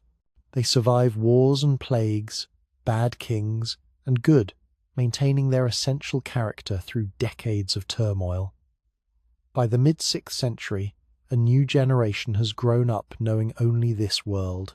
To them, the old Western Roman Empire is history, stories grandparents tell, not lived experience. The Gothic kingdom in Italy, the Vandal kingdom in Africa, the Visigothic kingdom in Spain, these are normal, the only political arrangements they have known. Roman and barbarian identities persist, but increasingly as social categories rather than fundamental opposition.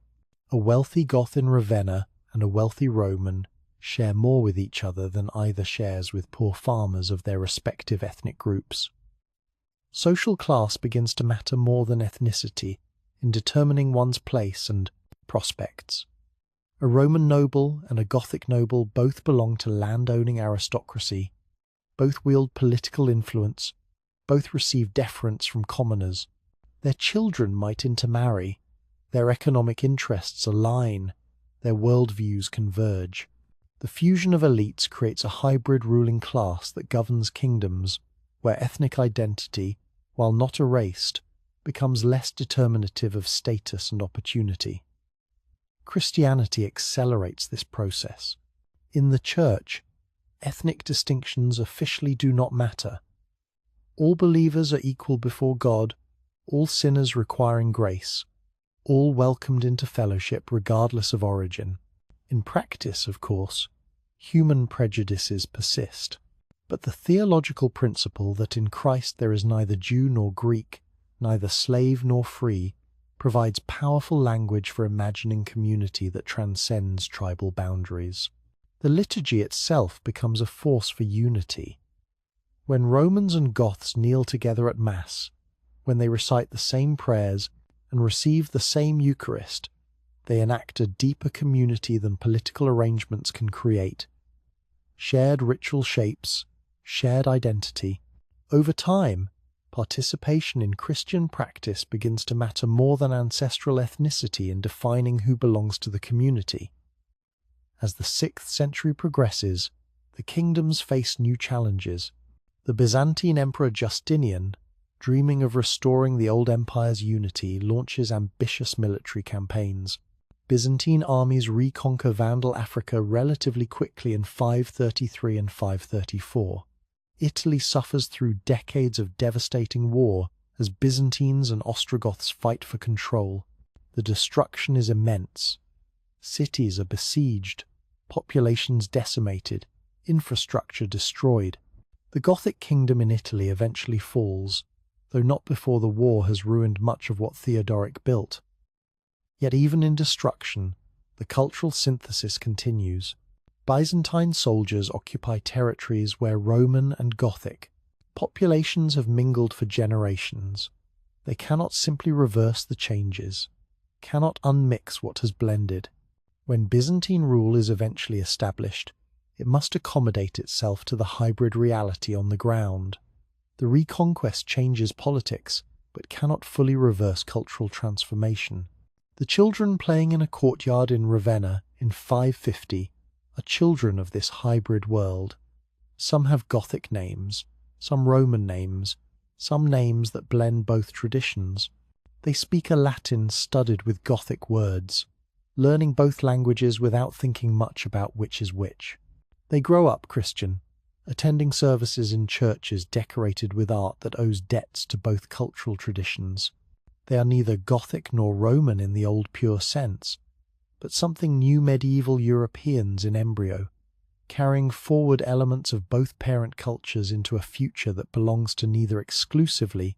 The experiment of living in the kingdoms, of maintaining distinct identities while sharing governance, territory, and increasingly culture, demonstrates human adaptability.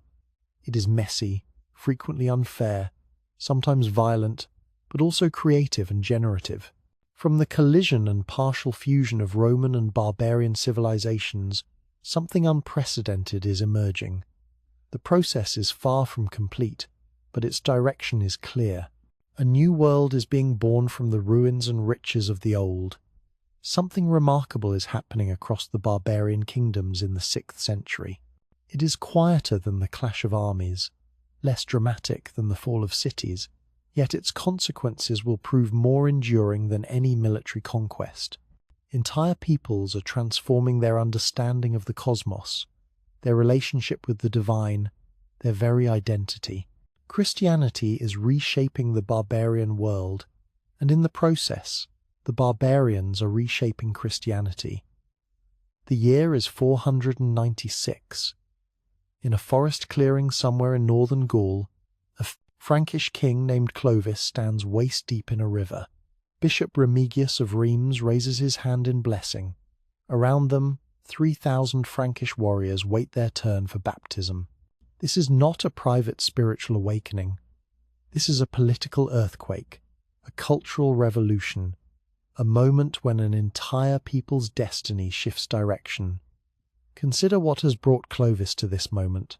He is a warrior king, successful in battle, ruler of a growing kingdom.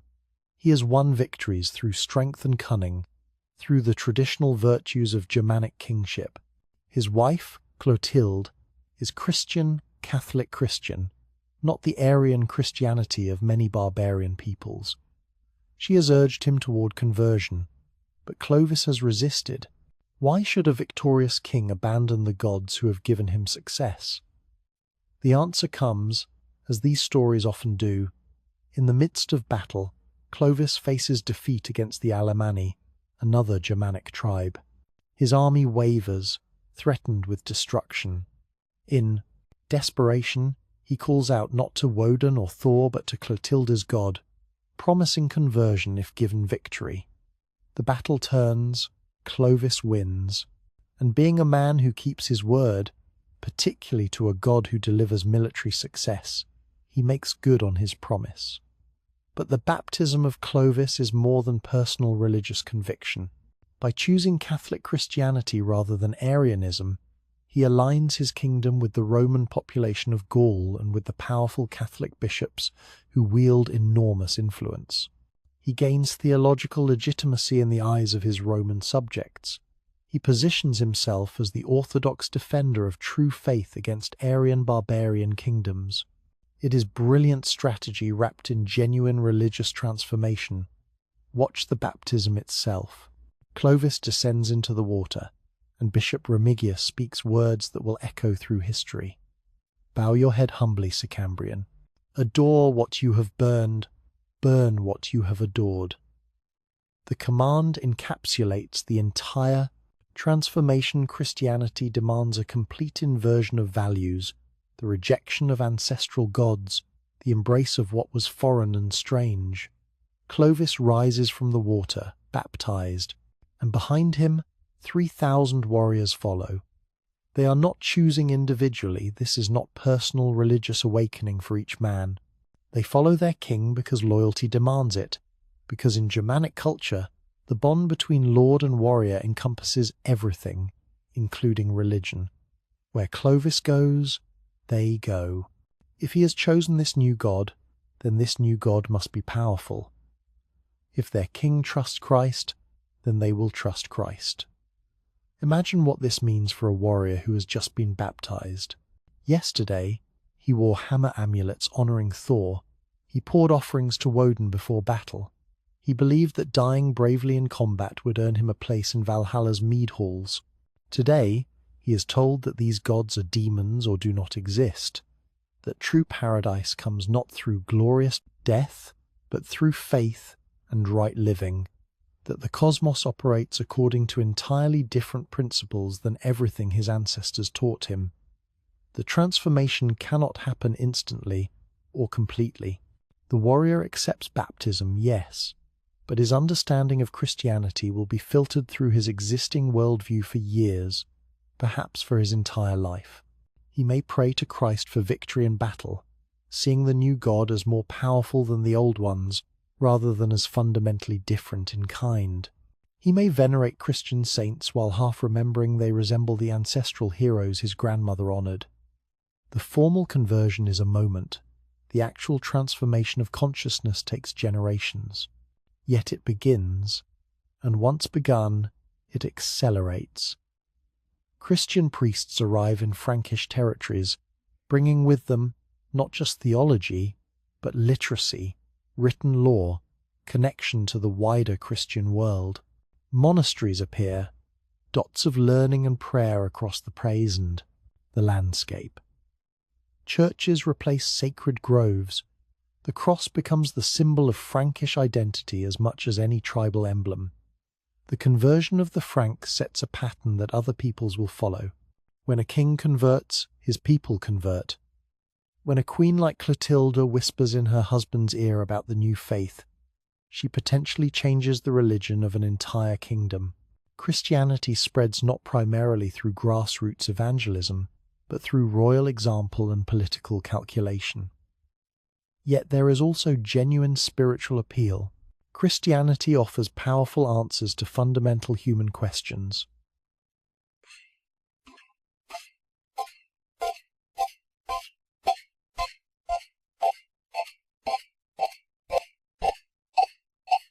How should we live?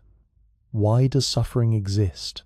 The old Germanic religions provided answers too, but Christianity's answers are compelling in new ways. The promise of resurrection, the emphasis on mercy and forgiveness, the idea that even the powerless and poor matter to God, these concepts resonate. Particularly striking is Christianity's emphasis on written revelation. The Bible exists as a physical object, holy words preserved on parchment, accessible through reading. For peoples whose entire cultural tradition has been oral, the idea of sacred text possesses almost magical power. Words that do not change, that can be consulted again and again, that remain identical across time and distance. This is revelation of a different order than stories told around fires. Monasteries become the guardians of this textual culture. In scriptoria, writing rooms where monks labor over manuscripts, the work of copying texts proceeds with almost religious devotion. Because it is religious devotion, each carefully formed letter, each illuminated initial, each page of perfectly straight lines represents prayer made visible. The monks are not merely preserving texts, but performing sacred duty. Watch a monk at work in an Irish monastery around the year 550. He sits at a slanted desk, a piece of parchment before him, quill in hand, the small pot of oak gall ink nearby. The manuscript he copies is a gospel book, the words of Matthew in Latin. He has copied this gospel before, knows many passages by heart, yet he proceeds with meticulous care.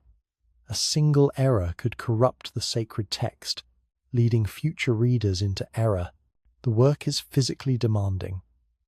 Hours of sitting in one position, hand cramped around the quill, eyes straining in whatever light is available.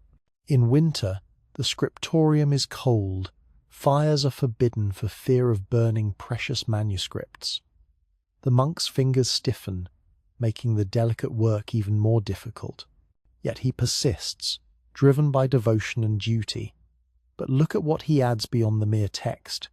In the margins, he draws intricate patterns, interlaced knots that seem to have no beginning or end, zoomorphic designs where animals twist into impossible configurations, geometric precision meeting organic flow.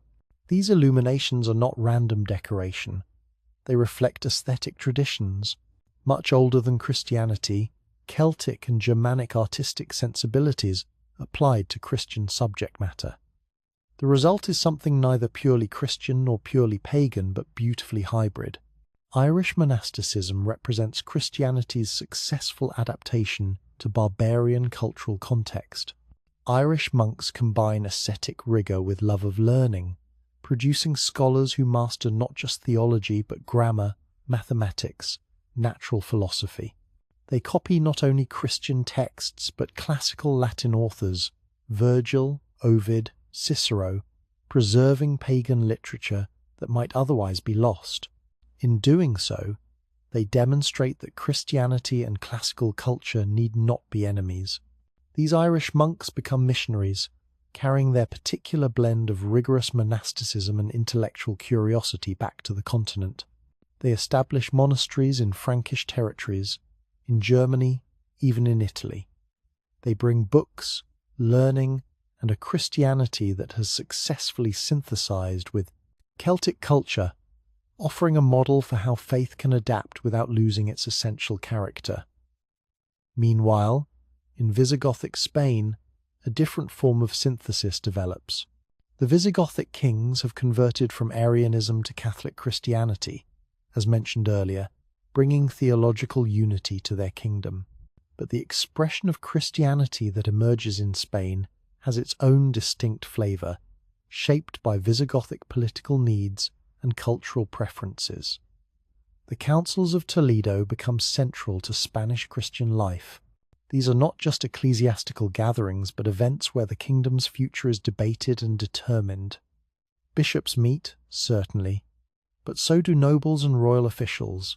They discuss subtle debates about Christ's nature, about the Trinity, about the relationship between divine and human in the person of Jesus. But they also discuss law, taxation, royal succession, military strategy. The church and state are not separate spheres but intertwined dimensions of a single Christian polity. In these councils, bishops wield enormous influence. They are educated men, often from Roman backgrounds, skilled in rhetoric and law. When theological disputes arise, their ability to marshal arguments, cite authorities, and compose precise Latin formulations gives them advantage in debate. Visigothic nobles and kings may hold military power, but bishops hold interpretive authority over the faith that legitimizes that power. The blending of Gothic and Roman elites occurs most successfully through the church. A Gothic noble's son, if talented and devout, might pursue ecclesiastical career. He learns Latin grammar and theology, studies scripture and the church fathers, perhaps travels to other Christian centers for advanced learning. When he returns as a priest or bishop, he is indistinguishable in education and outlook from Roman clergy. The church becomes the institution that most successfully transcends ethnic boundaries, creating common identity through shared faith and learning. Theological disputes, however, can tear communities apart as easily as unite them. The Arian controversy, whether Christ is of the same substance as God, the Father, or subordinate to him, seems abstract, the kind of hair-splitting that matters only to theologians. But in practice, this doctrinal difference creates bitter divisions. Arian barbarians and Catholic Romans cannot worship together, cannot take communion together, cannot intermarry without one partner converting.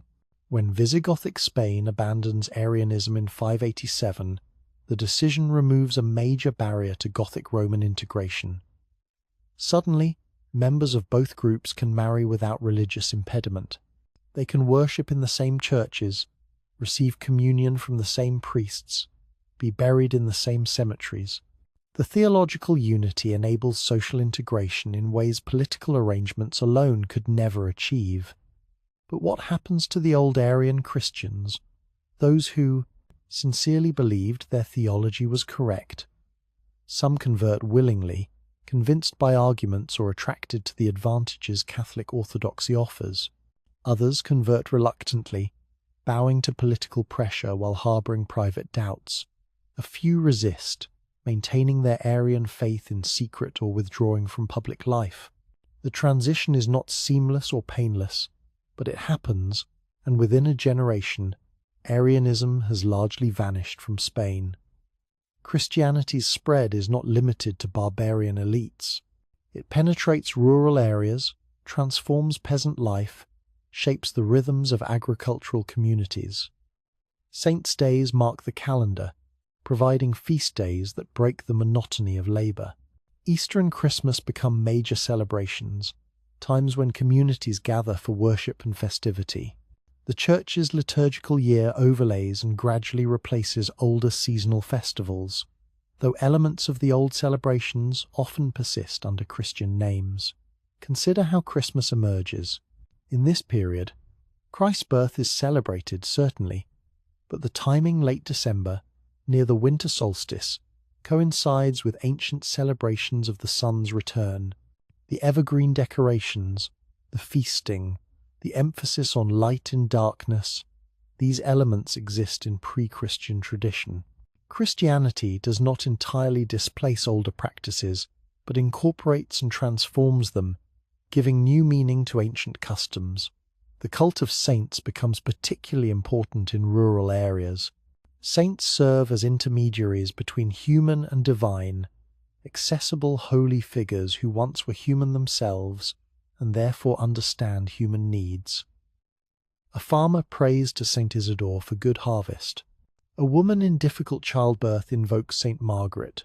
A traveller asks Saint Christopher for safe journey.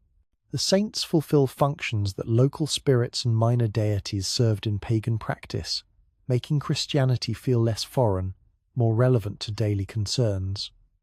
Relics, physical remains of saints or objects associated with them, become tremendously important. A saint's bone, preserved in a church, makes that church a place of power. Pilgrims travel great distances to venerate relics, hoping for miracles, seeking intercession, expressing devotion. The trade in relics becomes significant, with churches competing to acquire the remains of important saints. Some relics are certainly genuine, others are of questionable authenticity, but authenticity matters less than what the relics represent: physical connections to the holy, tangible links between heaven and earth. Pilgrimage itself transforms Christian practice. In earlier Christian centuries, pilgrimage to Jerusalem and Rome was primarily for the privileged few who could afford such journeys.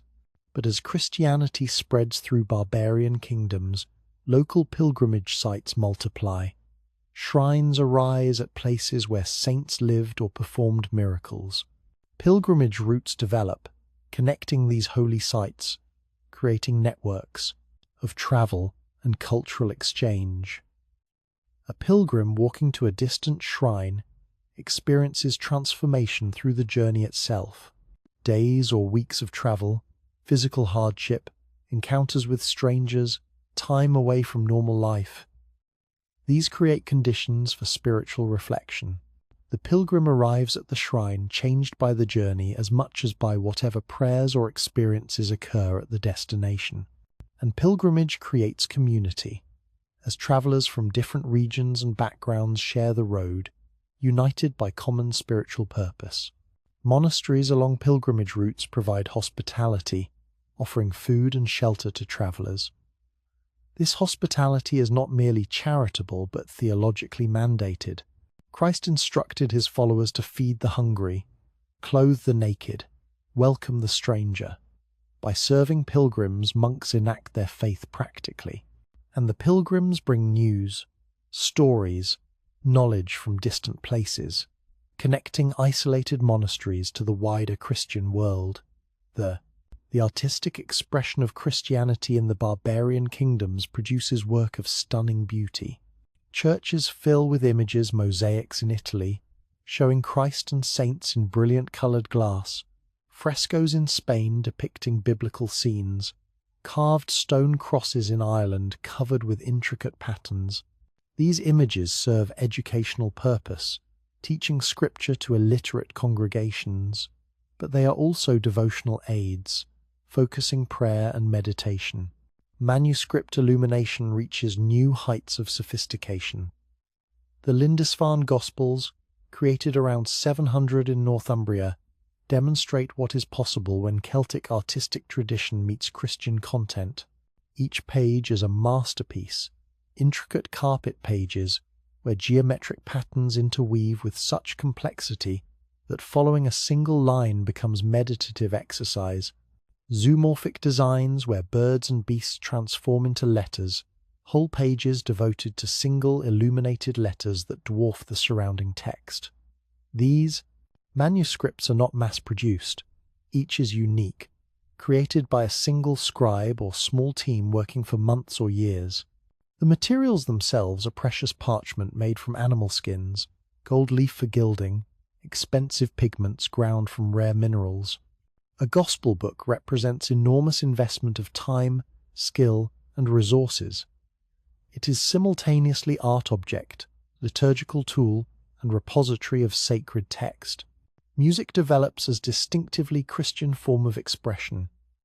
Gregorian chant, that pure, unaccompanied singing in Latin, emerges as standard liturgical music. The melodies follow modes different from modern scales, creating sound that is at once familiar and otherworldly. A church filled with voices chanting in unison produces an almost physical presence of sound, vibrations that listeners feel in their chests, an auditory experience that seems to transcend ordinary reality. The chant structure serves theological purpose. The lack of instrumental accompaniment keeps focus on the words, the sacred text being sung. The modal melodies create sense of timelessness, of stepping outside ordinary temporal flow into liturgical time. The repetition, certain prayers and responses recurring throughout the liturgical year provides continuity and familiarity, making worshippers feel connected to Christians across time and space who sing the same words. As the 6th century progresses toward the 7th, Christianity becomes the default religion of the barbarian kingdoms. Children are baptized in infancy, grow up knowing only Christian teaching, find it difficult to imagine their ancestors once worshipped different gods. The old religion fades into folklore, remembered in stories told for entertainment rather than religious practice. Thor becomes a character in tales, not an object of worship. The sacred groves are cut down or consecrated as Christian sites, yet traces persist. Certain customs resist Christianization or find accommodation within Christian practice. The reverence for springs and wells, for example, continues, but now the wells are associated with Christian saints rather than nature spirits. Trees are no longer worshipped, but certain ancient trees near churches receive respect as natural monuments. The old festival days remain, but now they celebrate saints instead of seasonal spirits. This process of gradual transformation, of layering Christian meaning over older practices, creates a Christianity that is both universal in its core doctrines and particular in its expression. The Christianity practiced in Ireland differs in emphasis and style from Spanish Christianity, which differs from Italian, which differs from Frankish. All acknowledge the Pope in Rome as spiritual leader, all use the same basic liturgy, all venerate the same scriptures, but each has adapted to local culture, incorporated local aesthetic preferences, addressed local spiritual needs. The faith transforms the faithful even as the faithful transform. The faith, a Frankish warrior who converts to Christianity, must rethink his understanding of courage, honor, and masculinity. Christianity preaches humility, turning the other cheek, loving one's enemies' values that seem to contradict warrior ethics. Yet warriors find ways to reconcile these apparently opposed value systems. They emphasize Christ as warrior king, focus on martyrs as spiritual warriors, understand crusade as holy warfare. Christianity adapts to warrior culture, even as it gradually modifies that culture's values. For women, Christianity offers complex gifts. On one hand, Christian doctrine emphasizes submission wives to husbands, laity to clergy, humanity to God. Ascetic strains within Christianity view women's bodies as sources of temptation, dangerous to male spiritual purity. On the other hand, Christianity teaches that souls are genderless, that women and men are equally capable of salvation, that some women, the Virgin Mary, most prominently, but also female, Saints and martyrs serve as models of holiness. Convents provide options for women beyond marriage. A woman of noble birth who does not wish to marry, or who is widowed young, can enter religious life. As abbess of a convent, she wields authority impossible in secular society. She manages property, makes administrative decisions, sometimes exercises political influence. She reads, studies, perhaps writes. The convent offers education, community, purpose, beyond childbearing. It is not freedom by modern standards, but it is choice, where often no choice existed.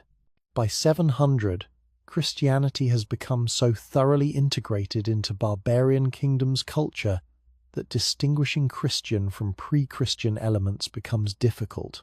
Is a warrior's loyalty to his lord a Christian virtue or a Germanic holdover? Is the veneration of relics Christian practice or continuation of pre-Christian reverence for sacred objects? The answer is both. Christianity has absorbed and been absorbed by barbarian culture, creating synthesis where neither element exists in pure form. The faith provides what the barbarian kingdoms desperately need: legitimacy, unity, connection to the wider world, cultural sophistication, written language, and legal traditions. In return, the barbarian peoples provide Christianity with new territory, fresh converts, military protection, and cultural vitality. The relationship is symbiotic, mutually transformative. As we move toward the 8th century, the transformation is largely complete. The barbarian kingdoms are Christian kingdoms. Their identity is defined by faith as much as by ethnicity. A Visigoth and a Frank may differ in language and custom, but they share Christianity, which creates basis for communication and cooperation impossible between peoples who worship different gods. The old tribal boundaries are being replaced by religious boundaries. Christendom is emerging as a meaningful category, a community of faith transcending ethnicity and geography. The story of faith and transformation is ultimately a story about human capacity for change. Entire peoples have reimagined their relationship with the divine, accepted new ways of understanding the cosmos, integrated foreign ideas into their deepest sense of identity. This is not simple or easy. It is wrenching, disorienting, sometimes violent. But it happens, and it changes everything. By the year 600, something remarkable has occurred. The barbarian kingdoms have stabilized. The chaos of migration and conquest has given way to established order.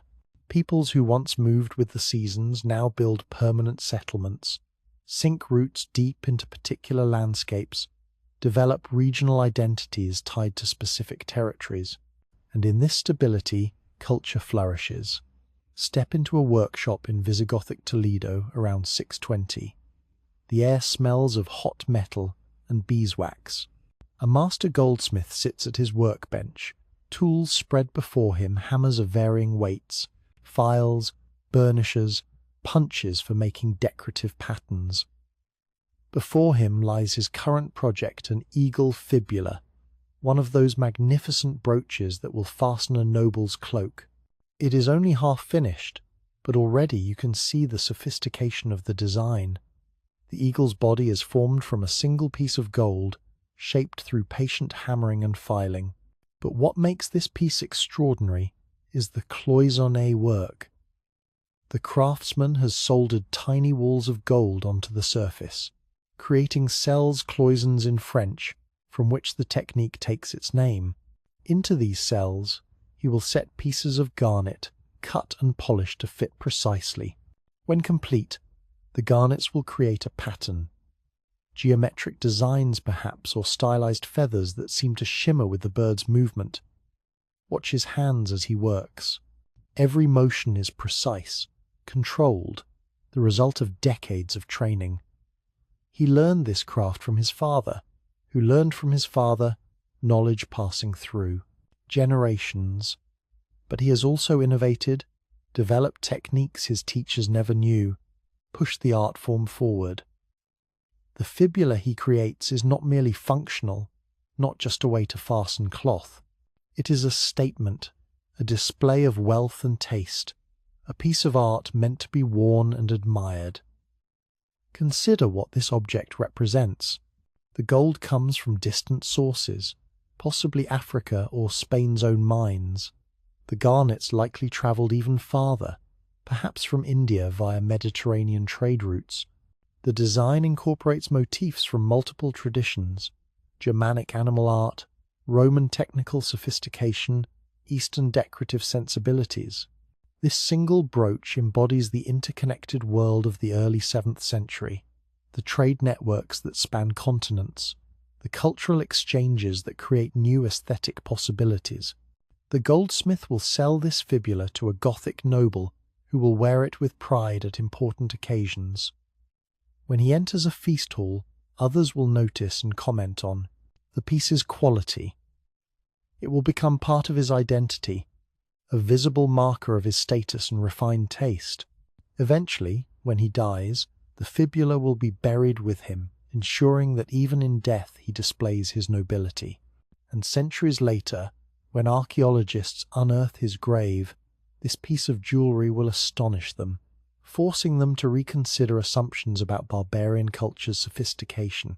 But jewellery represents only one thread in the tapestry of artistic achievement during this period. Turn your attention now to poetry, to the oral traditions that preserve tribal memory and celebrate heroic values. In a Frankish mead hall, as evening settles and the day's work ends, the scop rises. He is the keeper of stories, the voice of tradition, the one who remembers what must not be forgotten. He carries no book, for the stories he will tell exist only in memory. His memory, trained since childhood to hold vast quantities of verse. He begins to chant, his voice finding the rhythms of alliterative poetry, that distinctive Germanic form where stressed syllables in each line begin with the same sound. The verse rolls out like waves, predictable in its pattern yet infinite in its variation. The story he tells tonight is old, so old that no one remembers when it was first composed. It is an early version of what will become Beowulf, that great epic of monsters and heroes, courage and fate. The hall falls silent as the scop's voice carries them into the story. They know this tale, have heard it many times, but like all great stories, it rewards repetition. Each telling reveals new layers, new meanings. Listen to how the scop describes Grendel, the monster who haunts the Danish hall. The creature is not merely physical threat, but existential horror, an embodiment of chaos, an enemy of all that civilization represents. When Beowulf volunteers to fight Grendel, he is not simply being brave, he is asserting order against entropy, culture against nature, light against darkness. The audience understands these deeper meanings without having them explained. The story speaks to something fundamental in their worldview. The genealogies the scop recites serve practical purpose beyond entertainment. By memorizing lineages stretching back through generations, he preserves social structure, validates noble claims to authority, connects present to mythic past. When he recites the ancestry of a chieftain present in the hall, he is not flattering but performing essential cultural work, reminding everyone of the social bonds that hold the community together. These oral traditions will eventually be written down, but something will be lost in the transition.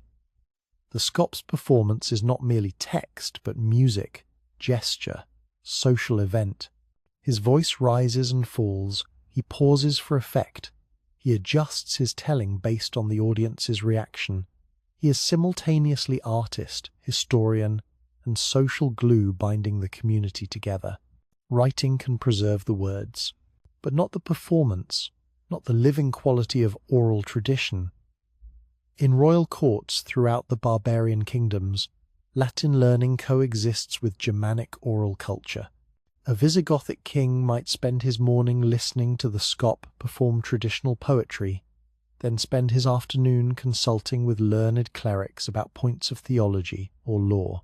This is not contradiction, but complementarity. Both traditions offer valuable things. Oral culture provides connection to ancestral identity, while Latin literacy offers access to Christian wisdom and Roman administrative sophistication. Some remarkable individuals bridge both worlds.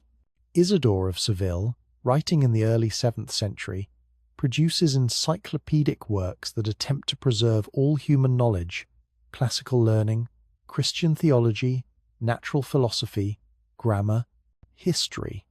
His etymologies will become a standard reference text for centuries, copied and studied throughout medieval Europe. Yet Isidore lives in a Visigothic kingdom, writes for Gothic as well as Roman readers, represents the synthesis of traditions rather than the triumph of one over another. Agricultural innovation proceeds quietly during this period, undramatic but profoundly important for daily life. The heavy plough, better suited to northern Europe's dense soils than the light Mediterranean plough, spreads throughout the barbarian kingdoms. This seemingly simple technological change has cascading effects. The heavy plough requires a team of oxen to pull it, which encourages cooperative farming. It turns soil more deeply, allowing agriculture in regions previously unsuitable for intensive cultivation. It increases yields, which supports larger populations, which enables more complex social organization. Crop rotation systems improve as well.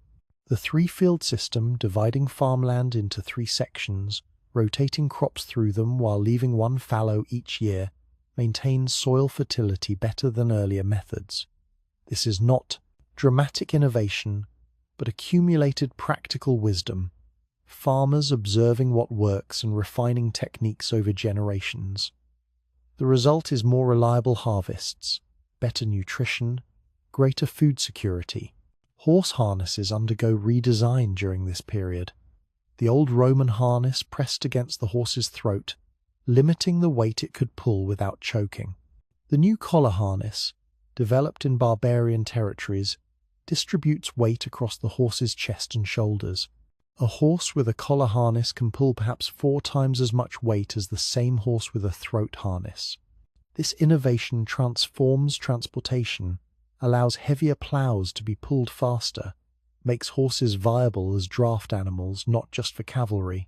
These agricultural improvements might seem mundane compared to artistic achievements or religious transformations, but they are fundamental to everything else. Food surplus enables specialization of labor. When farmers produce more than their families consume, others can pursue craft, scholarship, religious devotion.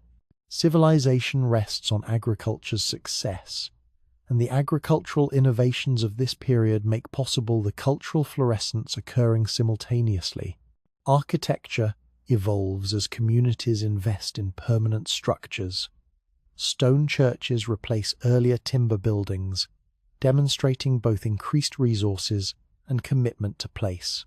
The techniques are Roman in origin, the use of lime mortar, the principles of arch and vault, but the aesthetic sensibility is hybrid. Visigothic churches in Spain, for example, show distinctive horseshoe arches, a form that will later become associated with Islamic architecture, but appears first in Christian Visigothic buildings. Watch as masons construct a church in rural Francia around 650. They quarry local stone, haul it to the building site, shape each block to fit. The process is slow, requiring years to complete even a modest church, but the resulting structure will last centuries, becoming landmark and community center, place where generations will celebrate baptisms and mourn deaths, where the liturgical year will cycle endlessly, marking time's passage. The church's decoration tells stories to an illiterate congregation. Carved capitals atop columns show biblical scenes: Daniel in the lion's den, Jonah and the whale, Christ's crucifixion. These images are teaching tools, making scripture visible and memorable, but they are also art, demonstrating the carver's skill, beautifying sacred space, creating an environment where the boundary between earthly and divine seems permeable. Inside the church, frescoes brighten walls with coloured images. The pigments are ground from natural materials, ochre for yellows and reds, lapis lazuli for precious blue, charcoal for black. The painter works on wet plaster, racing to complete sections before the plaster dries, unable to correct mistakes easily. The result is not photographically realistic, these artists are, not attempting photorealism, but rather symbolically powerful. Saints are marked by halos, Christ is larger than other figures. Important moments are composed with symbolic clarity rather than natural perspective. Manuscript production continues in monastic scriptoria, but the books created during this period show increasing sophistication. The Lindisfarne Gospels, mentioned earlier, represent the apex of insular manuscript art, that distinctive style developed in the British Isles, where Celtic, Germanic, and Christian influences merge. Each page is a prayer, each illumination a meditation on divine beauty made visible. Consider the famous Chi Rho page from this period, a single illuminated letter spanning an entire page. The letter Chi, beginning Christ's name in Greek, explodes into intricate patterns, spirals within spirals, knots that seem to have no beginning or end, animal forms that transform into plant forms that become geometric patterns. Looking at this page is like falling into a kaleidoscope of sacred geometry. The complexity invites prolonged contemplation, the eye endlessly discovering new details, new connections. These manuscripts take years to complete. A single scribe working alone might spend his entire career producing a handful of books. The materials are expensive parchment made from sheep or calf skins, gold leaf applied one delicate piece at a time, pigments that must be sourced from distant regions. Yet monasteries pour resources into manuscript production because these books are not merely practical objects but sacred treasures. A beautifully illuminated gospel book honors God through the excellence of its craft, makes scripture worthy of its divine content. Legal codes begin to be written down during this period, capturing in text the customary laws that previously existed only in memory and oral tradition. The Salic law of the Franks, the Visigothic Code, the laws of various Germanic peoples these documents preserve. Traditional Germanic legal concepts, while showing Roman law's influence in their organization and expression, Germanic law differs fundamentally from Roman law in its underlying assumptions. Roman law emphasizes abstract principles and universal application. The law is the same for everyone, in theory at least. Germanic law is more personal and situational. A crime's severity depends partly on the victim's social status. The punishment for killing a noble is greater than for killing a commoner. This might seem unjust by modern standards, but it reflects a society organized around personal bonds and social hierarchy rather than abstract equality. The concept of Wergild manprice is central to Germanic law. If someone kills your relative, the killer's family must pay compensation calculated according to the victim's status. This system aims to prevent blood feuds from destroying communities. Instead of endless cycles of revenge, families can settle disputes through compensation, channeling the impulse for vengeance into financial obligation. It is practical, designed for communities where everyone knows everyone else, where reputation and family honor matter more than wealth. When these oral legal traditions are written down, something changes. The flexibility of oral law, where elders could interpret tradition to fit specific circumstances, gives way to the fixity of written code.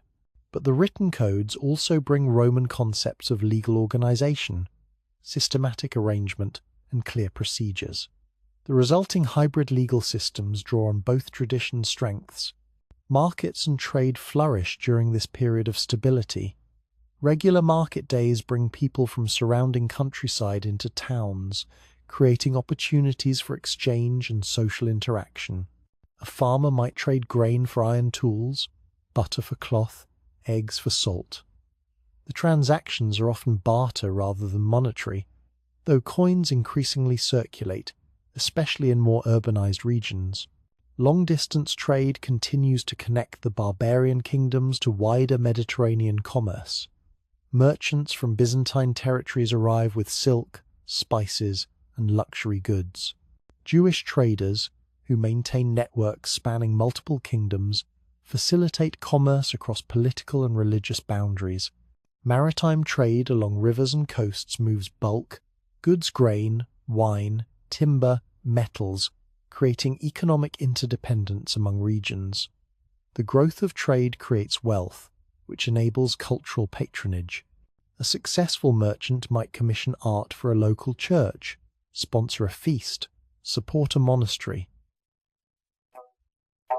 Royal courts attract craftspeople and scholars, creating centers of cultural activity. The flow of wealth and the flow of culture reinforce each other, creating virtuous cycles where prosperity enables art, which attracts talent, which creates more prosperity.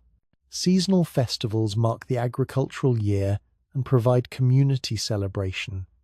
Harvest festivals, particularly, are times of thanksgiving and release after months of labor. The harvest is in, winter stores are secured, the immediate pressure eases.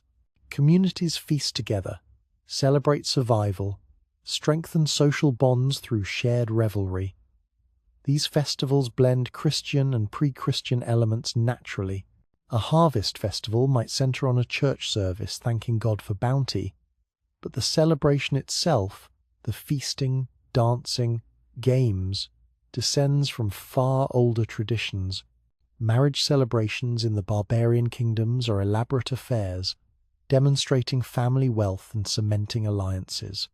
A wedding might last several days, with feasts each evening, gifts exchanged, traditional ceremonies performed.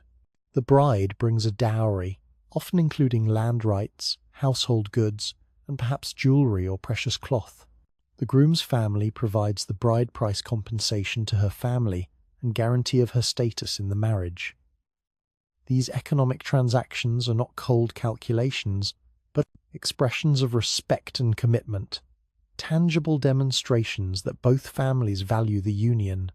The wedding feast itself is theatre as much as celebration. The hall is decorated with the best textiles, lit by numerous candles or torches. The food is abundant: roasted meats, fresh bread, seasonal vegetables, sweet pastries made with precious honey. Mead and ale flow freely. Musicians play throughout the feast, and after eating, dancing begins. The new couple is celebrated, toasted, blessed by priest and elder alike.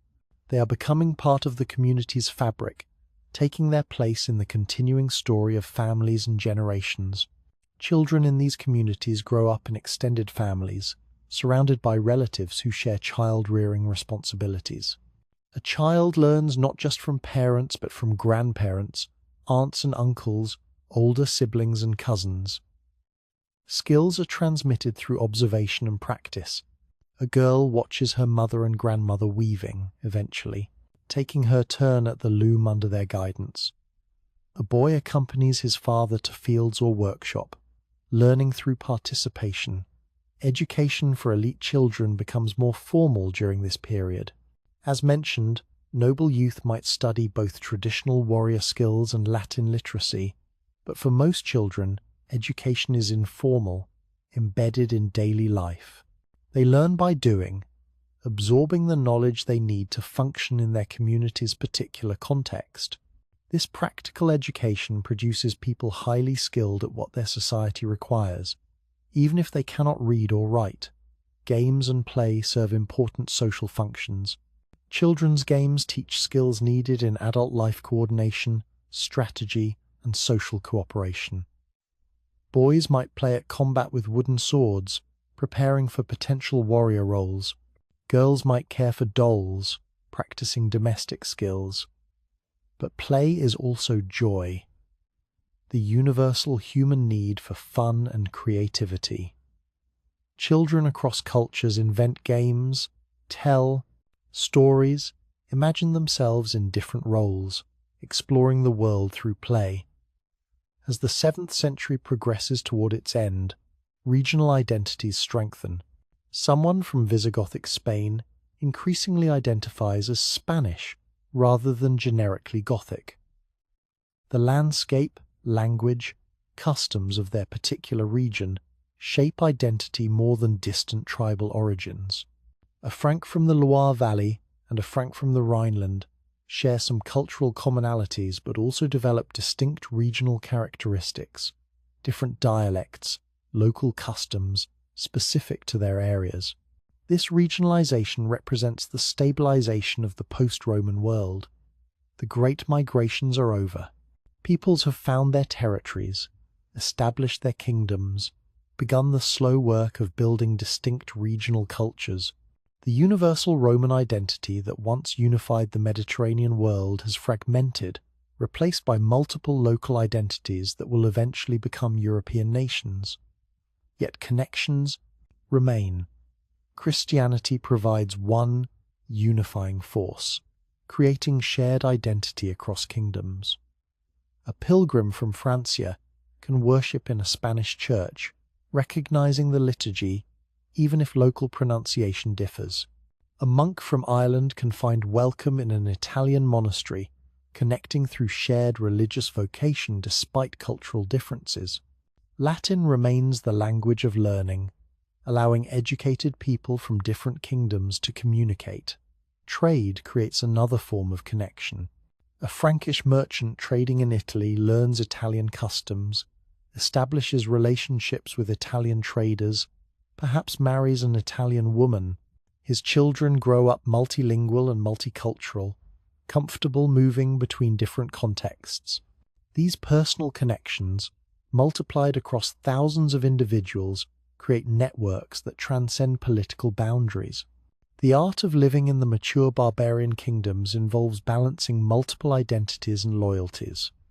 One might be simultaneously Christian, Gothic, Spanish, a member of a particular clan, loyal to a specific lord, residing in a particular region.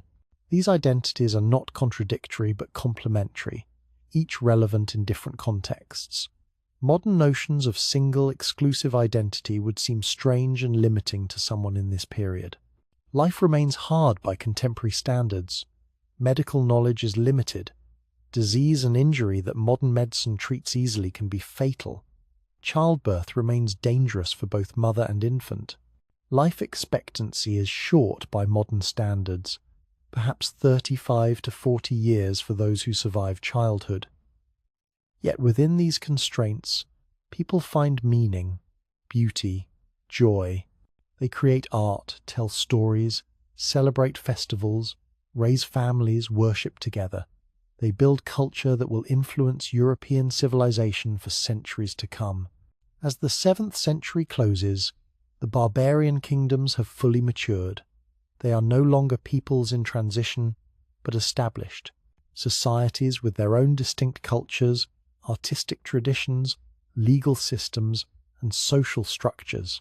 The synthesis of Roman and Germanic elements is largely complete, creating new hybrid cultures that are neither Roman nor barbarian in the old sense, but something entirely new, the foundation of medieval European civilization. The year is 711. In the darkness before dawn, Visigothic sentries stand watch along the Guadalete River in southern Spain. They do not yet know that this day will mark the beginning of their kingdom's end, that an army approaching from the south will shatter their world, that within a few years, the Visigothic kingdom that has existed for more than 2 centuries will effectively cease to be. The twilight of the barbarian kingdoms has begun, though the peoples themselves do not disappear. They transform, adapt, become something new. Consider what is happening across the former Roman world in this 8th century. The barbarian kingdoms that seemed so stable just decades earlier now face crisis from multiple directions. In the east, the Byzantine Empire under Justinian II and his successors continues to press territorial claims, though Byzantine power itself is waning. From the south, a force neither Roman nor barbarian emerges. Arab armies carrying the new faith of Islam, exploding out of the Arabian Peninsula with stunning speed, conquering territory with a velocity that makes the barbarian migration seem slow by comparison. The Islamic conquest of Visigothic Spain happens with shocking rapidity. The battle at Guadalete in 711 lasts only a day. The Visigothic king, Roderick, dies on the field. His army scatters. Within 3 years, Muslim forces control most of the Iberian Peninsula. Cities surrender, seeing resistance as futile. Some Visigothic nobles convert to Islam, maintaining their lands and status under new rulers. Others flee northward into the mountains, into regions the conquest does not fully reach. These refugees carry with them the memory of what they have lost. They bring fragments of Visigothic culture, legal traditions, artistic techniques, stories, songs, genealogies, memorized by grandmothers who refuse to forget. In the northern mountains, these remnants will become seeds for the Christian kingdoms of Reconquista, that centuries-long process of Christian expansion southward that will not conclude until 1492. The Visigothic kingdom ends, but Visigothic cultural memory survives, transformed and incorporated into the emerging Spanish identity. Travel north to Italy, where a different story unfolds. Byzantine armies, having conquered the Ostrogothic kingdom through decades of devastating warfare, find themselves unable to hold what they have taken. A new Germanic people, the Lombards, descend into Italy in 568, establishing their own kingdom in the power vacuum. The Lombards are later arrivals than the Goths, less Romanized, more recently, converted to Christianity. Yet they too will undergo the transformation we have witnessed with other barbarian peoples: gradual adoption of Roman customs, synthesis of Germanic and Latin cultures, eventual integration into a hybrid Italian identity. But the Lombard kingdom faces its own crisis in the 8th century. Frankish armies, led by the Carolingian dynasty, invade repeatedly. In 774, the Frankish king Charlemagne conquers the Lombard kingdom, absorbing it into his growing empire. The Lombards as a distinct political entity cease to exist, yet Lombard law continues to be practiced in parts of Italy for centuries. Lombard names persist. Lombard cultural influence permeates Italian regional identities, particularly in the north. The kingdom ends, but the people and their legacy endure. North Africa tells yet another story. The Vandal kingdom, which seemed so firmly established in Carthage, fell earlier to Byzantine reconquest in 533 and 534. Byzantine rule restored a sort of Roman normalcy, but it proved brief. Arab conquests reached North Africa in the late 7th century. By 700, Byzantine control is crumbling. The region becomes part of the expanding Islamic world, its identity transformed yet again. The Vandals themselves largely disappear from history, absorbed into the local population or dispersed. Their kingdom leaves traces architectural influences, certain legal concepts, and genetic contributions to the population, but as a distinct people, they fade from the historical record. The pattern repeats across the former Roman world. The barbarian kingdoms, those hybrid polities created from Roman and Germanic synthesis, prove less durable than the cultural transformations they enabled. Political entities collapse or are conquered, but the peoples themselves, the cultures they created, persist in modified form. In Francia, however, a different trajectory emerges. The Frankish kingdoms not only to survive the 8th century crises, but expand and consolidate under the Carolingian dynasty. Charles Martel, whose name means Charles the Hammer, stops Arab expansion at Tours in 732, a battle that later historians will view as pivotal for European history. His grandson, Charlemagne, will create an empire spanning much of Western Europe, crowned as Roman emperor by the Pope in 800, a symbolic restoration of the Western Empire nearly 3.5 centuries after its fall. But Charlemagne's empire is not a restoration of Rome, despite the title.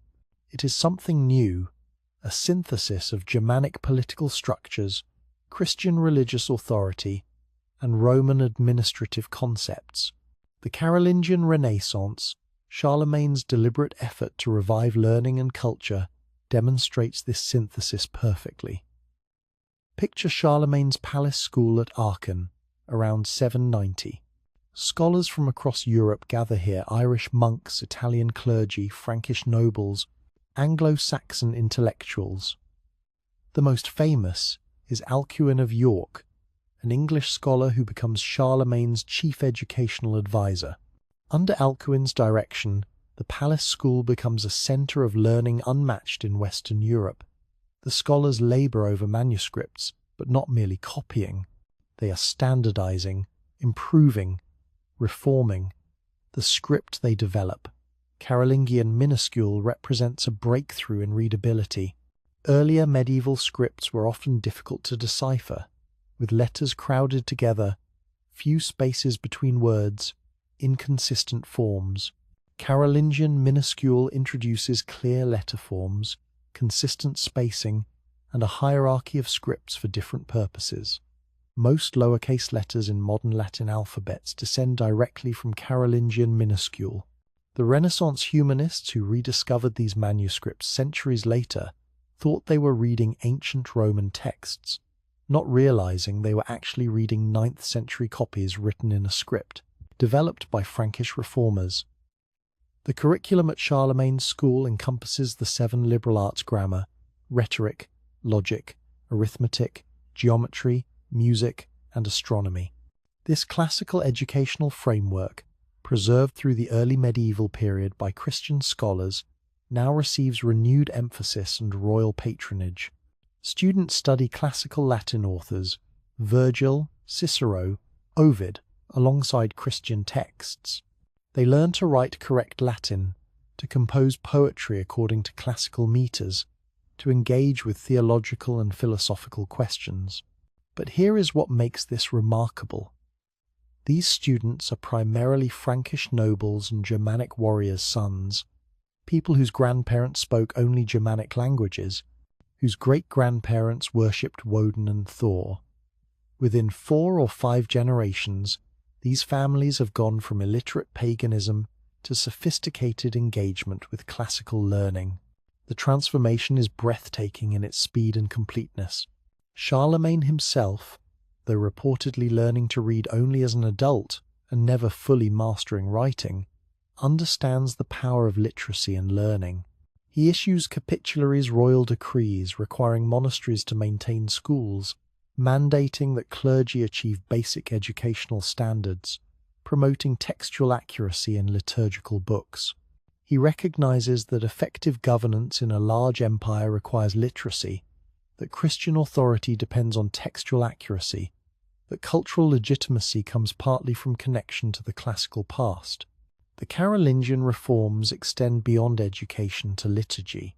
The goal is standardization, ensuring that Mass is celebrated the same way throughout the empire, that religious practice unifies rather than divides the disparate peoples under Frankish rule.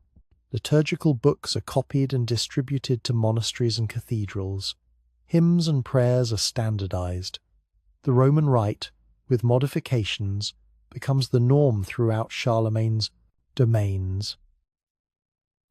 This religious standardization serves political purposes. A unified liturgy creates cultural unity among diverse populations. Franks, Saxons, Lombards, Aquitanians, and others. When people throughout the empire worship in the same way, they begin to identify as part of a single Christian community despite linguistic and ethnic differences. The Church becomes the institution that most successfully transcends the old tribal boundaries. Yet resistance to change persists. In Saxony, newly conquered and forcibly converted to Christianity, people cling to old ways.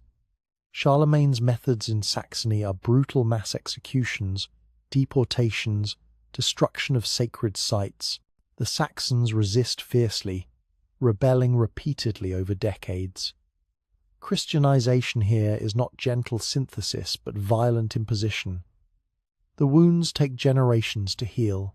The contrast between Francia's gradual, relatively peaceful Christianization and Saxony's forced conversion demonstrates the different paths by which barbarian peoples enter Christian culture. The Franks converted when their king chose Christianity, and though that conversion involved loss of old ways, it happened over time with space for adaptation. The Saxons are given no such luxury: convert or die. Both peoples eventually become Christian, but the process leaves different legacies, different cultural memories. As the 8th century progresses, vernacular languages, the spoken tongues descended from Latin in southern regions and from Germanic languages in the north, grow stronger and more distinct. Latin remains the language of learning, church, and administration, but people speak Romance languages in former Roman territories, Germanic languages in the north. These vernacular tongues begin to develop their own literary traditions. The earliest written examples are often translations or adaptations of Latin texts. In England, Bede's Ecclesiastical History of the English People, written in Latin around 731, chronicles the conversion of Anglo-Saxon kingdoms and preserves invaluable historical information. But Bede also composes hymns in Old English, recognizing that vernacular poetry can move people's hearts in ways Latin cannot. On the continent, vernacular literature develops more slowly, but the foundations are being laid. The old Germanic oral poetry, epitomized by Beowulf, begins to be written down, though the exact dates remain uncertain. These texts capture oral traditions before they are forgotten, preserving in writing what had existed only in memory and performance. Legal documents increasingly appear in vernacular languages alongside Latin versions. A Frankish farmer might have difficulty understanding a Latin legal document, even if read aloud. A version in his own language makes the law accessible, comprehensible, relevant. The practical need for vernacular legal texts drives language development, forcing spoken tongues to develop vocabulary and structures for expressing legal concepts. The rise of vernacular languages signals the fragmentation of the old Roman linguistic unity. Where once Latin unified the empire's elite, now multiple languages emerge, each rooted in particular regions, each developing its own character. French evolves differently from Spanish, Italian from Romanian. The Germanic languages similarly diversify. German, English, Dutch, and the Scandinavian tongues diverge, as peoples separated by geography develop distinct linguistic paths. This linguistic fragmentation reflects and reinforces political fragmentation. Charlemagne's empire proves impossible to hold together after his death in 814. His son, Louis the Pious, struggles to maintain unity. After Louis dies, his sons fight civil wars, eventually dividing the empire in the Treaty of Verdun in 843. The division is roughly along linguistic lines. Charles the Bald receives the western, Romance-speaking territories that will become France. Louis the German gets the eastern, Germanic-speaking lands that will become Germany. Lothair receives the Middle Kingdom, a long, narrow strip from the North Sea to Italy, which will eventually be absorbed by its neighbours. The Verdun Treaty is symbolically important. It represents the end of any realistic hope of reunifying the old Western Roman Empire. The future belongs to multiple kingdoms, distinct peoples, emerging nations. The barbarian migrations, which began centuries earlier with peoples crossing into Roman territory, have led through synthesis and transformation to the emergence of medieval European kingdoms that will, in turn, evolve into modern European nations. Yet even as political unity fragments, cultural connections persist. The Church remains a unifying force, its hierarchy transcending political boundaries, its monasteries maintaining networks of communication and shared learning. Pilgrim routes connect distant regions. Trade continues to flow across borders. Scholars travel from kingdom to kingdom, welcomed in monasteries and courts. The idea of Christendom, with a community of Christian peoples, provides identity that partially compensates for political division. In the late 8th and 9th centuries, new threats emerge. Viking raids begin to terrorize coastal regions and navigable rivers. These Scandinavian warriors are the last great barbarian migration, though by this time the peoples they raid are themselves descended from earlier barbarians. The Vikings are pagan, worshipping Odin and Thor, much as the Franks and Goths did centuries before. Their arrival reminds Christian Europe of what it once was, and the contrast is stark. The Vikings' eventual integration into European civilization will follow the now familiar pattern: conversion to Christianity, adoption of local languages and customs, intermarriage with local populations, political participation in the kingdoms they once raided. Normandy, granted to Viking settlers in northern France, becomes, within a few generations, thoroughly French and Christian, though retaining some Norse cultural elements. Norman descendants will conquer England in 1066, creating another layer of cultural synthesis. In Britain, Anglo-Saxon kingdoms face existential threat from Danish Vikings. Alfred the Great, King of Wessex, not only defends against Danish conquest but promotes learning and literacy. He personally translates Latin texts into Old English, making important works accessible to English speakers. His court becomes a centre of learning, consciously imitating Charlemagne's example. Alfred understands that cultural strength matters as much as military power, that literacy and learning are not luxuries but necessities for a kingdom's survival and flourishing. The monastery of Lindisfarne, which produced those magnificent illuminated Gospels mentioned earlier, is sacked by Vikings in 793. The raid shocks Christian Europe. Lindisfarne was not a military target, but a religious centre, a place of learning and holiness. The Vikings' willingness to attack such a site demonstrates their difference from the Christian societies around them. Yet within 2 centuries, Scandinavian peoples will be Christian, producing their own saints and scholars, building their own churches and monasteries. By the late 9th century, the world of the barbarian kingdoms has fundamentally transformed. The old tribal identities have mostly faded. A person in 900 does not identify primarily as a Frank or a Visigoth, but as a subject of a particular kingdom, a speaker of a particular language, a resident of a particular region. The synthesis of Roman and Germanic elements is so complete that distinguishing their sources becomes difficult. Regional identities strengthen. Burgundians, Aquitanians, Lombards, these names persist, but increasingly as regional designations rather than ethnic identities. The regions they name have distinct characteristics, certainly, but these are now cultural and linguistic rather than tribal. A Burgundian noble and a Frankish noble might differ in accent and local custom, but they share more than divides them. Christianity, feudal social organization, similar legal concepts, participation in Latin literary culture. The physical landscape bears witness to these transformations. Across Europe, stone churches stand where sacred groves once grew. Monasteries occupy hilltops and fertile valleys, centers of prayer and learning. Cities, many built on Roman foundations, have been rebuilt and restructured according to medieval needs. The countryside is dotted with villages, manor houses, mills, infrastructure of settled agricultural society. This is a landscape shaped by centuries of habitation, marked by human presence, very different from the vast forests and empty spaces the barbarian peoples once roamed. The art and architecture of this period reflect the complete synthesis of traditions. A church, built in 900, shows Roman structural principles, Christian iconographic program, and decorative elements derived from Germanic and Celtic artistic traditions. The resulting aesthetic is distinctly medieval, neither classical Roman nor barbarian, but something new that will characterize European culture for centuries. Manuscript illumination continues to develop. regional schools emerging with distinctive styles.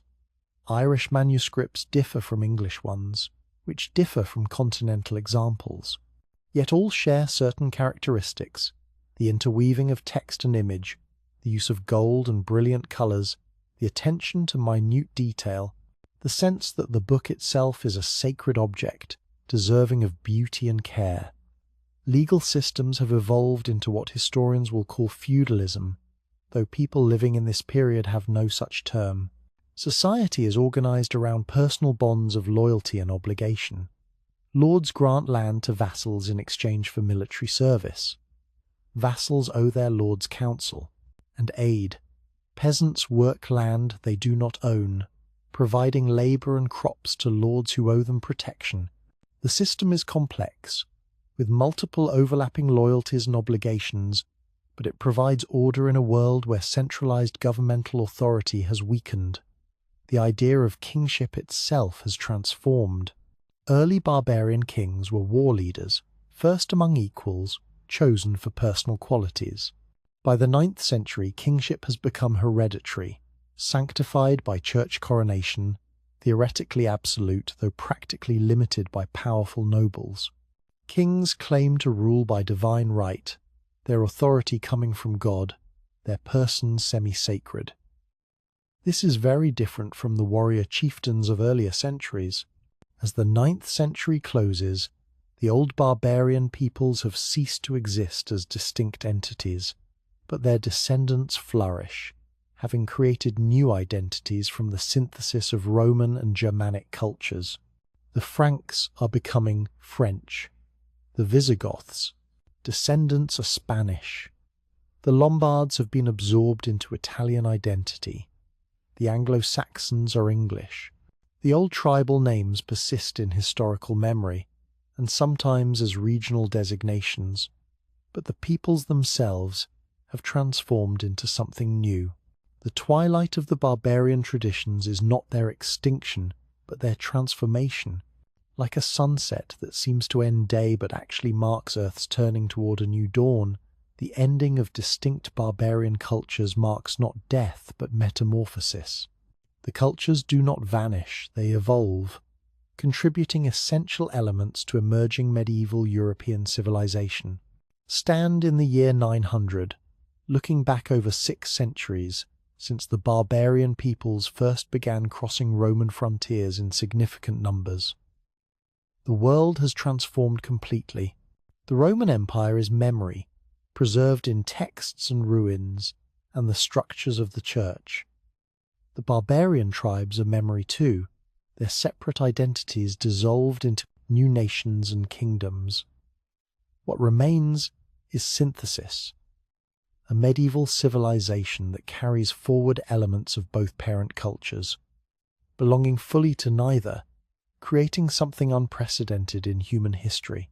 The peoples who once were called barbarians have become Europeans. Their languages evolve into French, Spanish, Italian, German, English tongues that billions will eventually speak. Their legal concepts influence modern law. Their artistic traditions echo through medieval and even modern art. Their social structures shape feudalism and chivalry. Most importantly, they preserved and transmitted both classical learning and Christian faith through centuries that might otherwise have lost both. The twilight traditions do not fade into darkness, but transform into the light of a new age.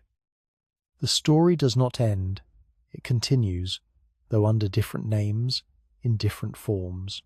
The barbarian peoples have not disappeared, they have become us. The fire burns low.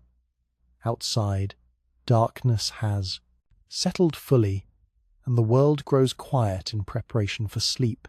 This is the time for reflection, for considering what we have witnessed across these many centuries, for understanding what the barbarian peoples gave to the world and what they mean to us, their distant descendants, still living with the consequences of their choices and transformations. Close your eyes for a moment and imagine you could hear all the languages spoken on Earth today. Billions of voices, hundreds of languages, an immense chorus of human expression.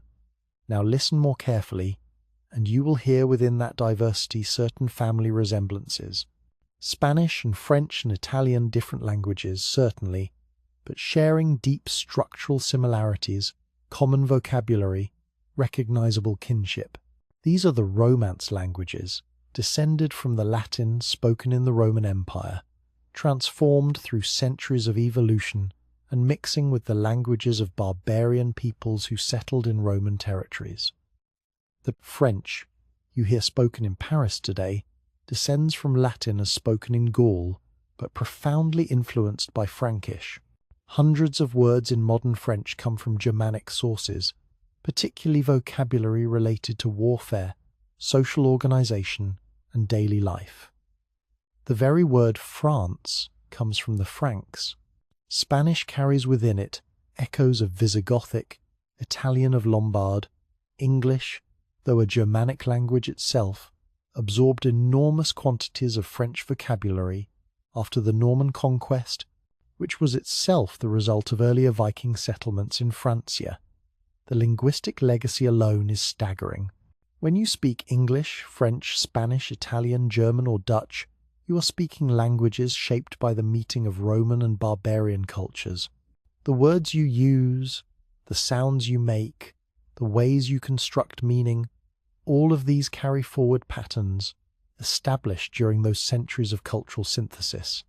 Every conversation in these languages is, in some small way, the continuation of dialogues that began when Roman merchants met Gothic traders in frontier markets, when Frankish warriors learned Latin in Roman armies, when Irish monks taught Anglo-Saxon nobles to read. But language is only the beginning. Consider law, those rules and principles that structure society, that determine justice and resolve disputes. Modern legal systems in Europe and throughout the Western world trace their ancestry through multiple traditions, but barbarian legal concepts remain foundational. The concept of trial by jury, ordinary citizens, hearing evidence and rendering judgment, descends partly from Germanic traditions, where community members participated in legal proceedings. The importance of witness testimony, the idea that multiple credible witnesses establish truth, has roots in both Roman and Germanic practice. The principle of compensation for wrongs, that crimes can be resolved through payment rather than endless cycles of revenge, echoes the Wergild. The system of Germanic law, even the adversarial nature of common law trials, where opposing parties present their cases and a neutral judge or jury decides, reflects a synthesis of traditions. Roman law contributed systematic procedure and written codes. Germanic tradition added the importance of personal oath, the participation of community members, and the concept that justice must be seen to be done publicly rather than determined by distant bureaucrats. Walk through any European city, and the barbarian legacy appears in architecture and urban form. The great cathedrals that dominate city centres stand on foundations often laid during the early medieval period, when barbarian kingdoms were establishing themselves. The architectural styles evolved over centuries, but many began as synthesis of Roman building techniques and barbarian aesthetic sensibilities. Gothic architecture, that soaring medieval style with pointed arches and flying buttresses, emerges from this synthesis. The name Gothic itself is historically inaccurate. The Goths did not invent this style, but the term reflects medieval assumptions about cultural lineage, the sense that medieval culture descended from the meeting of classical and barbarian traditions. The great cathedrals embody both Roman engineering principles and an aesthetic sensibility that values height, light, and decorative intricacy in ways that reflect barbarian artistic traditions. National symbols and heraldic designs often trace to barbarian sources. The fleur-de-lis, symbol of French royalty, may descend from Frankish designs. The double-headed eagle appears in various European heraldic traditions, perhaps originally from Germanic and Byzantine sources. These symbols, centuries old, still appear on flags, coins, and official seals, carrying forward visual languages established when barbarian kingdoms sought to legitimize their rule through impressive imagery. The artistic legacy appears in illuminated manuscripts preserved in MOF, libraries and museums worldwide.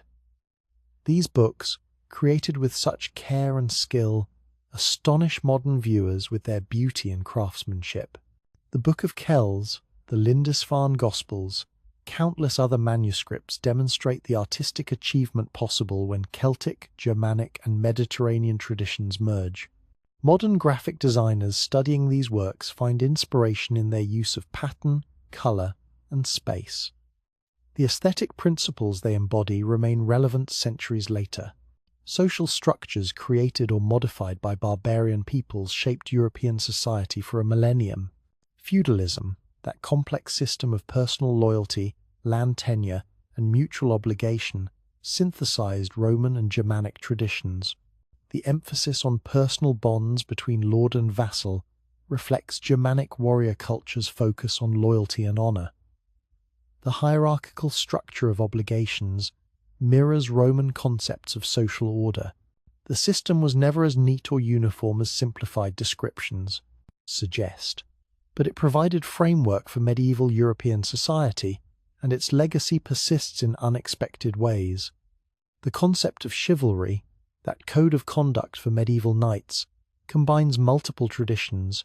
Christian ideals of service and protection of the weak merge with Germanic warrior values of courage and loyalty, filtered through feudal social structures. The chivalric romance, that literary genre featuring knights on quests, ladies in distress, and moral challenges, becomes foundational to Western narrative traditions. Elements of chivalric romance persist in modern fantasy literature, in film narratives, in cultural expectations about heroism and nobility. Most profoundly, the barbarian peoples preserved Roman and Christian civilization through tumultuous centuries when both might have been lost. When Rome fell, when urban culture declined, when the old administrative structures collapsed, it was monasteries in barbarian kingdoms that kept copying ancient texts. Irish monks preserved classical literature. Frankish monasteries maintained literacy. Spanish scholars continued to study and transmit knowledge even as their world transformed around them. Imagine an alternate history where barbarian peoples simply destroyed Rome without synthesis, where classical texts were lost, where literacy declined to the point of extinction, where Christian learning disappeared. Our world would be unimaginably different. We would not have Virgil or Ovid, Cicero or Livy, except perhaps in fragments. We would not have the textual continuity that allowed Renaissance scholars to rediscover classical learning. The entire trajectory of Western civilization would have diverged, but that did not happen. Instead, barbarian peoples, even as they transformed Roman civilization, preserved its most valuable elements. They recognized worth in Roman learning even when they could not fully understand or reproduce it. They saw value in literacy, even as oral traditions remained important to them. They protected books even as their contents became partly mysterious. And in doing so, they ensured that when European civilization stabilized and began to flourish again, it had access to the accumulated wisdom of ancient Mediterranean cultures. The synthesis of Roman, Christian, and barbarian elements created European civilization as we know it. This is not to say European civilization is better than others, simply that it is distinctive, characterized by particular features that result from this specific historical synthesis. The combination of classical learning, Christian theology, and barbarian social structures produced a culture unlike anything that existed before, unlike Mediterranean civilization alone, or Germanic tribal culture alone, or Christianity developing in different contexts. This European civilization would eventually expand globally through exploration, colonization, and cultural influence. For better and worse, often simultaneously, European languages, legal systems, religious traditions, technological approaches, and cultural forms spread worldwide. The barbarian peoples who entered Roman territories in the 4th and 5th centuries could not have imagined their choices would ultimately influence societies on continents they never knew existed. Yet that is precisely what happened. Consider democracy, that political system so valued in the modern world. Its roots are complex, drawing on Greek philosophy, Roman republican institutions, Christian concepts of human dignity, enlightenment, political theory, but also, woven into democracy's development, are barbarian traditions of consultation between leaders and warriors, of community participation in legal proceedings, of loyalty between rulers, and ruled involving mutual obligations rather than absolute submission. These Germanic traditions, preserved and modified through medieval institutions, contributed to the eventual emergence of representative government. The very concept of MB, personal freedom, that individuals possess rights and dignity that authorities must respect, has multiple sources. But Germanic traditions play a role. Roman law contained sophisticated concepts of rights, certainly, but Germanic emphasis on personal honor, on the warrior's essential freedom, on the importance of oaths freely given rather than coerced, contributed to European concepts of liberty that would eventually become central to modern political philosophy. Religious tolerance, or at least the concept that religious unity might not be essential for political unity, emerges partly from the experience of barbarian kingdoms trying to govern populations with different religious identities. The need to accommodate Arian and Catholic Christians, pagans converting at different rates, and eventually Christians and Muslims in medieval Spain, forced European societies to develop mechanisms for managing religious diversity. These mechanisms were imperfect, often failing, sometimes producing terrible violence. But the experience of religious diversity in barbarian kingdoms contributed to the eventual, gradual, painful development of concepts of tolerance. The idea of Europe itself as a cultural and geographical entity, as a civilization with common characteristics despite national differences, emerges from this period. The Roman Empire provided political unity around the Mediterranean, but did not create the concept of Europe as we understand it. That concept develops as barbarian kingdoms, Christian faith, and Latin learning combine to create a civilization that is neither Roman nor barbarian, but something new, something that will eventually be called European. The peoples we have followed through these chapters, Goths and Vandals, Franks and Lombards, Visigoths and Anglo-Saxons, no longer exist as distinct entities. You cannot meet a Goth today, cannot hear the Vandal language spoken, cannot attend a Frankish tribal council.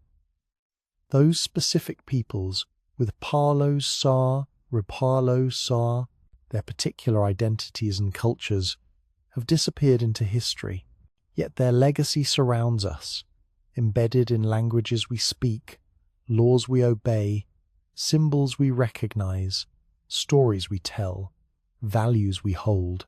Every French person is, in some sense, descended from the Franks.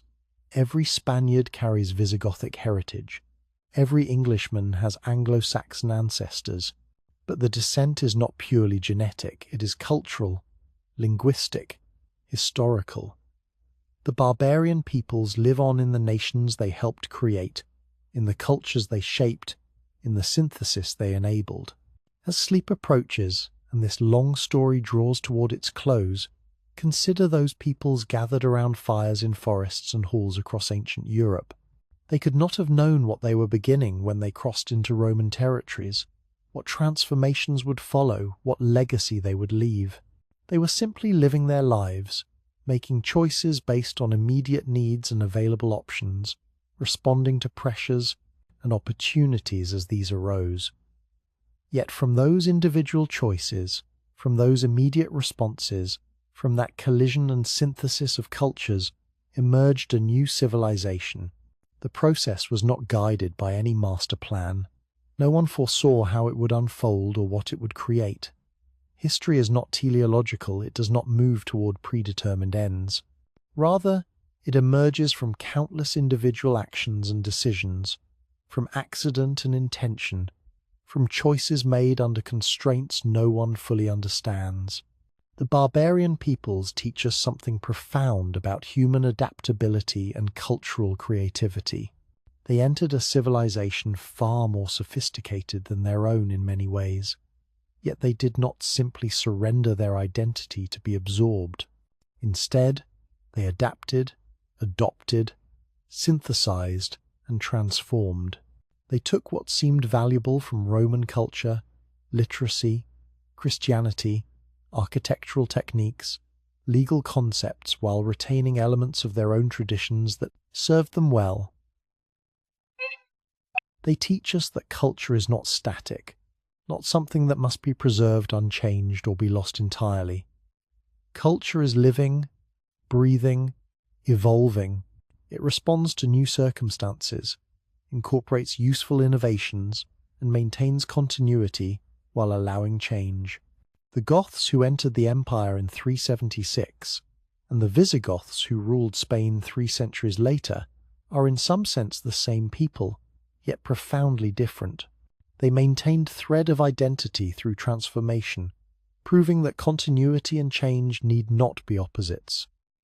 They teach us that civilizations do not simply rise and fall in neat cycles.